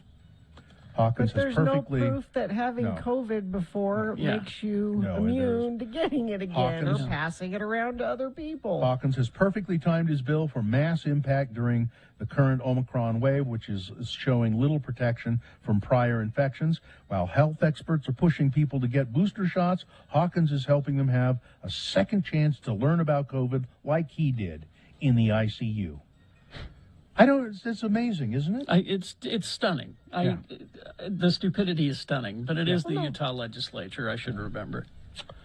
And you would think being in the ICU would be enough to go, I get it now. No, but no. Mark Alston goes on to say, we know that the Bayou is unlikely to be able to keep our winning streak against COVID going forever.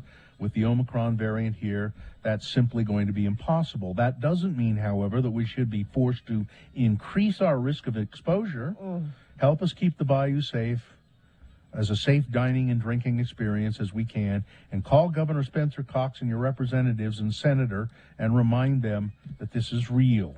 And the nice thing is, if you want to patronize the Bayou, you know what you're getting there. You know you're getting an environment that's safer than some other places might be. That's a selling point for them. I got a texter here. Went to the Bayou for the first time last week. It was the first time I felt completely safe eating in a restaurant. I thought That's how it is. I thought for sure, Jeannie, you say you know what you're getting there. I thought you were going to say fried chicken. The fried chicken. I love the fried chicken. That's know what you're getting. Every restaurant. Picture Utah. Every restaurant doing what the Bayou is doing. That's how it is in Hawaii. They have very strict vaccine requirements for the people that work there and for the people that are coming to dine there. And it's so nice. If you like Hawaii so much, why don't you move there? I don't. I want to live here and feel safe. That's what I Sounds to me like you want to move to Hawaii, because I do. It's Boner Fight. With Radio from Hell on X96. All right, we'll do the Boner Fight. Remind me to get to a story later on. Scientists defying God and teaching goldfish to drive a car. But here we go with the Boner Fight. The winner from round one, back in the 7 o'clock hour, was this one. You don't have to pray that you're wrong. You are wrong. This is the founder and chairperson, although he's now stepped down, of Entrada, which is a Silicon Slopes tech firm here in Utah. He sent out a mass email, an email to many people, politicians and others, saying that he believes there is a sadistic effort underway to euthanize the American people. It's obvious. It's the Jewish conspiracy. The Jews are doing this. For 300 years, the Jews have been trying to infiltrate the Catholic Church and place a Jew. Well, they already have. Yeah. Well, they did in 2013. Pope Francis, Jew. He's a Jew. He goes on and on. He did say, I pray that I'm wrong on this. Well, you are. Yeah. That was Boner candidate number one going against number two. Don't you understand it was character building? Coaches in Ohio forcing a kid to eat a pizza even though it was against his religion. Not eating pizza, but the fact that there were pork products on the pizza, pepperoni, and he was forced to eat it if he wanted to stay on the team. Now the kid is suing. That's number two. All right, there you go. You've got to decide of these two candidates, which one is the worst. Which one should be Boner of the Day for today? 1 or 2? Remember your candidate number, the one that you think should win. Put that single digit in the message of a text, and then text that to 33986. Easy. Or you can call the producer's booth in Salt Lake at 877-602-9696. Use your voice to vote. Or go online, x96.com, looking for the box that says Boner Fight, January 5, 2022, and vote there. If you don't see that box right away, refresh your internet browser. It should appear. We just put it up. So there you go. It's Boner of the Day now. The music.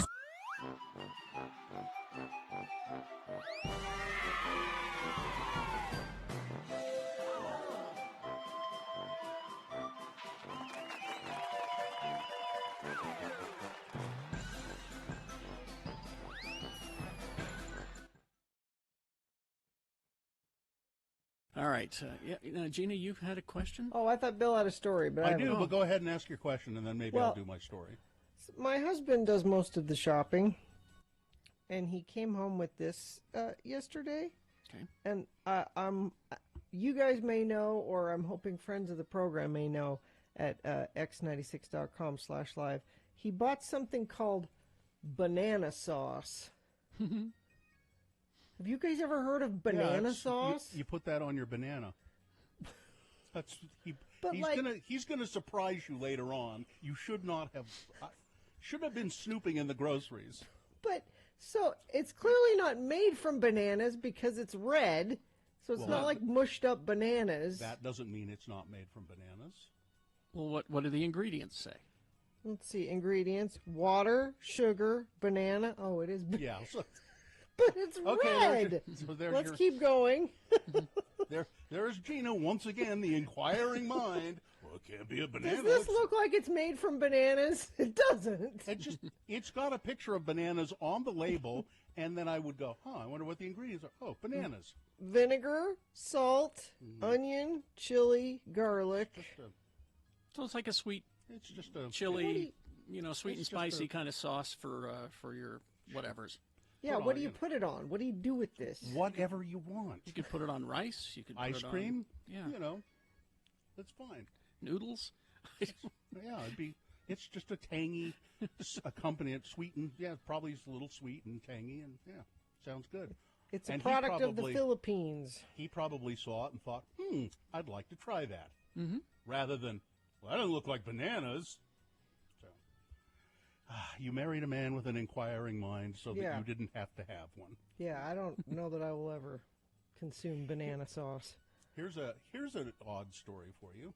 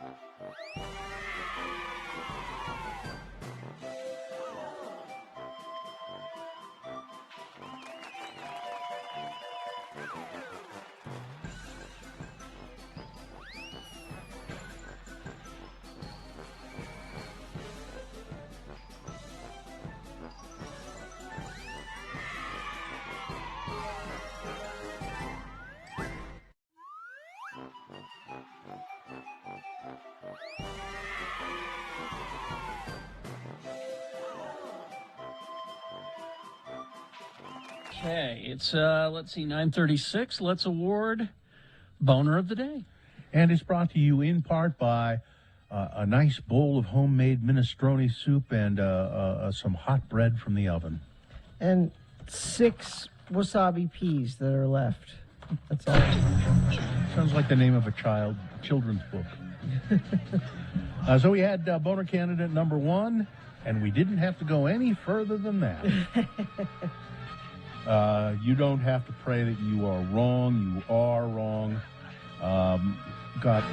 8 people voted for the other one, but 72 votes for the number 1, this tech executive here in Utah, saying that the Jews are behind the whole pandemic and vaccines. And the current Pope is Jewish. And, it's all Pope part Francis, of a mass extermination plan. And, Right. He's gone now. You know, But I- he won He won Boner of the Day, though. I tried to look into, he mentions something in his email about the Scottish rite of the Masonic temple. Really? Which is a thing, and it behind all of this and trying to promote. And so I looked it up, and it was just a Wikipedia article. It was so involved, I just went, oh, no, I can't.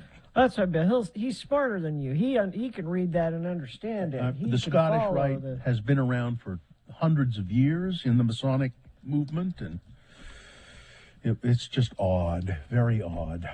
Anyway, there it is. Okay. Let's see. We don't have Gravedigger on the phone, I guess, huh? Gravedigger. Okay. Monster trucks.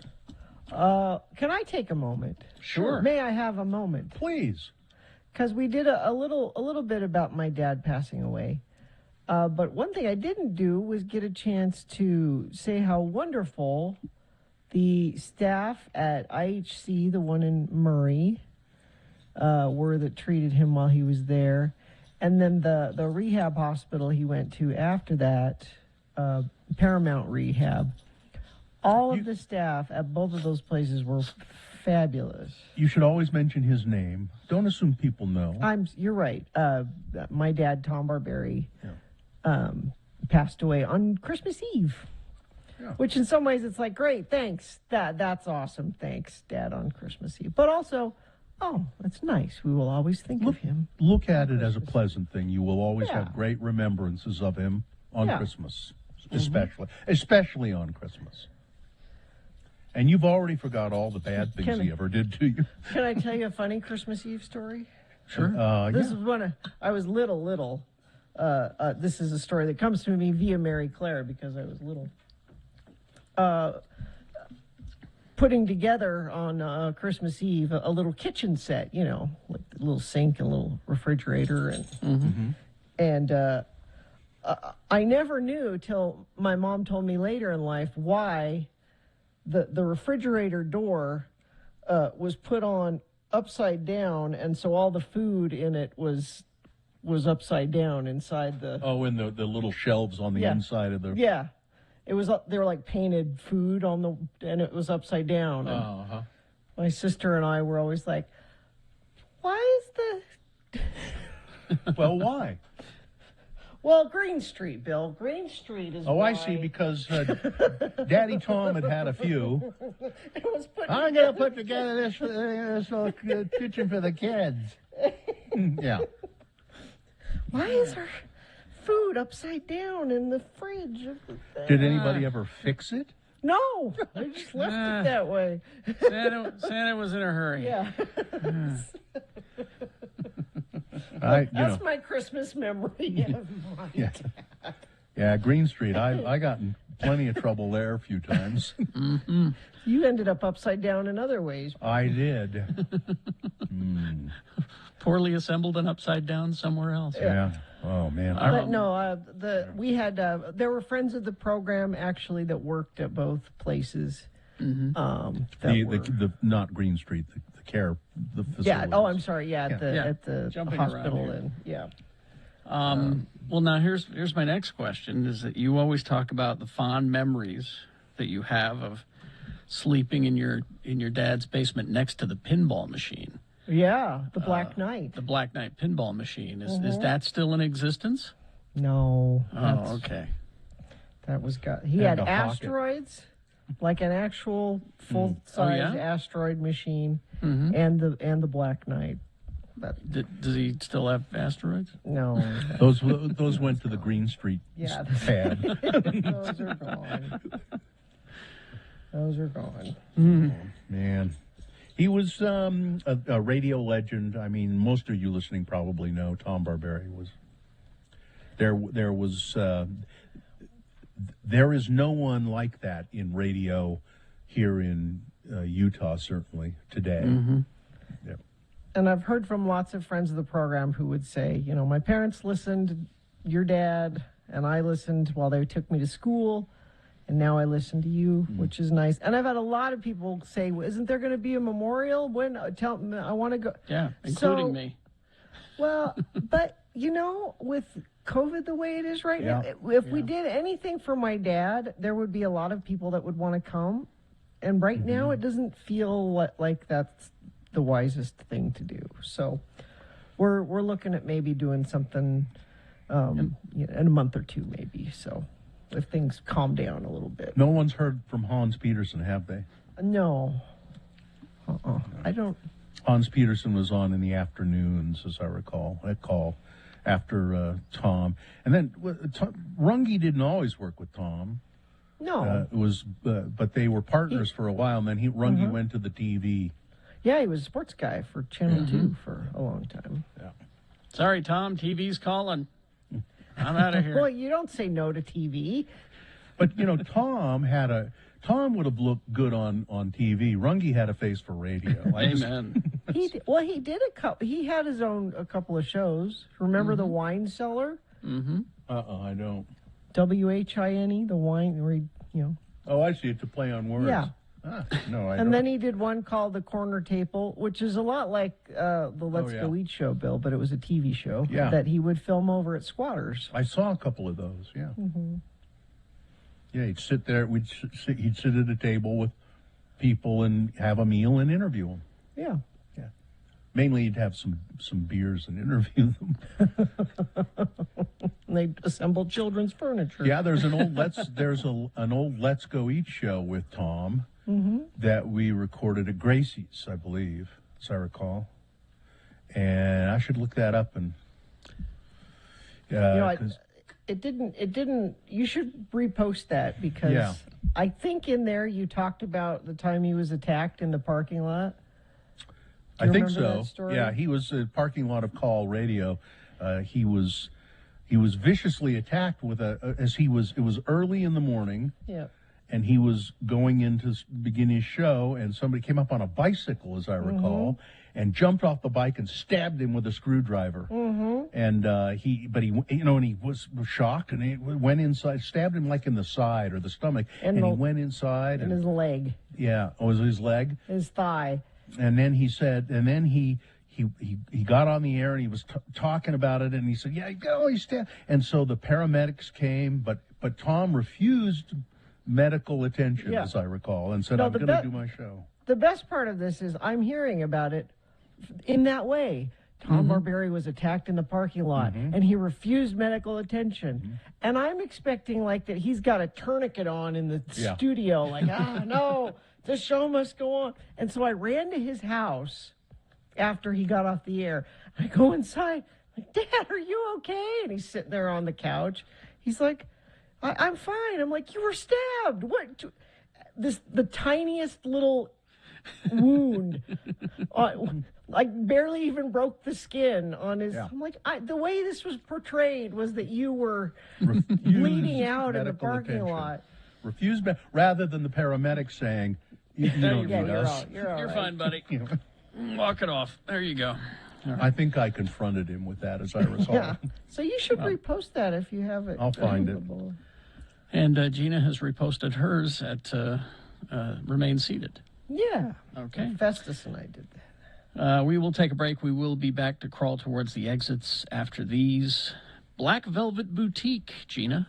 Oh, yeah. So, Valentine's Day is our next holiday. You might want to consider Black Velvet Boutique, 595 South State Street in Clearfield, or you can go to blackvelvetboutique.com. But I would suggest going into Black Velvet Boutique. They're open 7 days a week, and they have such nice staff there at Black Velvet Boutique. It's an expert staff that's available to you as a resource because you might have questions about things. They can answer your questions discreetly, provide suggestions for things. Of course, you can shop anonymously and check things out on your own, but you should utilize the staff there and let them help you. It's an all-female staff at Black Velvet Boutique. They pride themselves on creating a safe, judgment-free atmosphere, so you're going to feel comfortable shopping for intimate bedroom toys, lingerie, massage oils, that sort of thing. Locally owned and operated since 2000, open 7 days a week, 595 South State Street in Clearfield, or you can call them 801-525-1583 or go to blackvelvetboutique.com.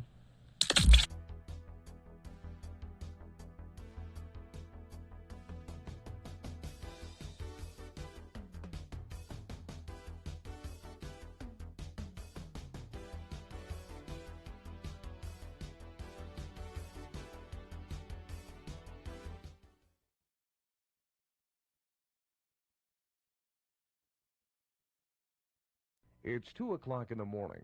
Your Jack Daniels bottle is empty, and you're all out of ammunition. What are you going to do? Well, don't panic. Come on down to Carrie and Bill's Liquor and Guns. At Carrie and Bill's Liquor and Guns, that's all we sell, liquor and guns. We feature a full line of liquor from exotic fine wines all the way up to the real hard stuff, too. We also feature a full line of guns and ammo, from small caliber handguns all the way up to semi-automatic weapons. Best of all, you'll get a case of Radio from Hell brand canned chili absolutely free with each and every purchase over $50. Hi, we're Carrie and Bill. And we're Carrie and Bill. We know just how frustrating it can be to run out of liquor or ammo at odd hours. That's why Carrie and Bill's Liquor and Guns is only open between midnight and 6 a.m. Monday through Thursday. And from 6 p.m. to 6 a.m. Friday, Saturday, and Sunday. To find Carrie and Bill's Liquor and Guns, just call 555-1212 and ask for Ricky. He'll arrange to meet you. Then, after a brief shakedown and blindfolding, Ricky will lead you directly to Carrie and Bill's Liquor and Guns. Helping you continue the fine old Utah tradition of getting drunk and shooting up the place, it's Carrie and Bill's Liquor and Guns for all your liquor and gun needs.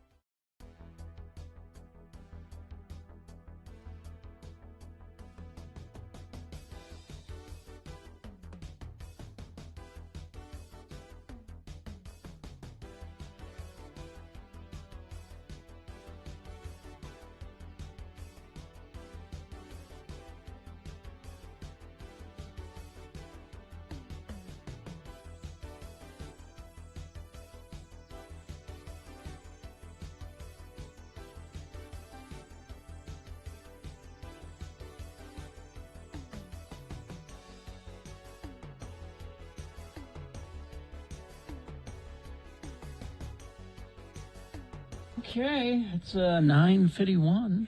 Did I tell you, I think I was telling you off the air, but I don't think I mentioned it on the air, that so the cat that I paid $5,000 to be in the hospital a couple of months ago, that he's not been doing well, so I took him to the vet. And again, so he had the $5,000 hospitalization bill. Since he's been home, he's been kind of, just not gaining any weight, and so we took him to the vet, and there was at the end of that there was another $150, but the vet said, well, his kidneys are not doing very well, and he's probably he won't just keep him comfortable, and if he's eating and drinking and seems to enjoy life, then that's fine, but at a certain point he'll stop. He'll stop, and you should bring him here. And so anyway, he's doing great. They gave us an IV bag and stuff, could give him fluids every other day. Just said that'll help keep him, spunky. And then they called me, which I think is great, a couple of days ago, and they said, the vet's been looking over his blood work again. How's he doing? He's doing actually very well. And they said, oh, that's good. Said she noticed that potassium levels are kind of low, if we give him potassium, that'll Did you help. get him a banana? Well, what's interesting, I said, well, how do you give it to him? Do you put it in the IV or what is it? She said, no, it's a gel. Come and get some at that. And what you do is you put it squeeze this gel onto the tip of your finger, about a quarter of a teaspoon, and the cat will lick it off. And she said, and they can't resist. He will lick it off no matter what. And it's the weirdest thing. You put it on there, and he's really hesitant. You know, he'll look at it and like, oh, I don't. Like, does he ever lick anything off your fingers? So it's not something he normally wants to do, and he thinks and then he kind of goes away for a second, and then he comes back and looks at it, and then he'll lick it right off your finger, no matter what. It's really weird. I wonder. I gotta taste it and see what. I mean, I think I will. I don't think it'll hurt. You know, it won't hurt me to taste it. But he's doing great. I'm happy. He's still not putting on any weight. He eats constantly, but doesn't put on any weight.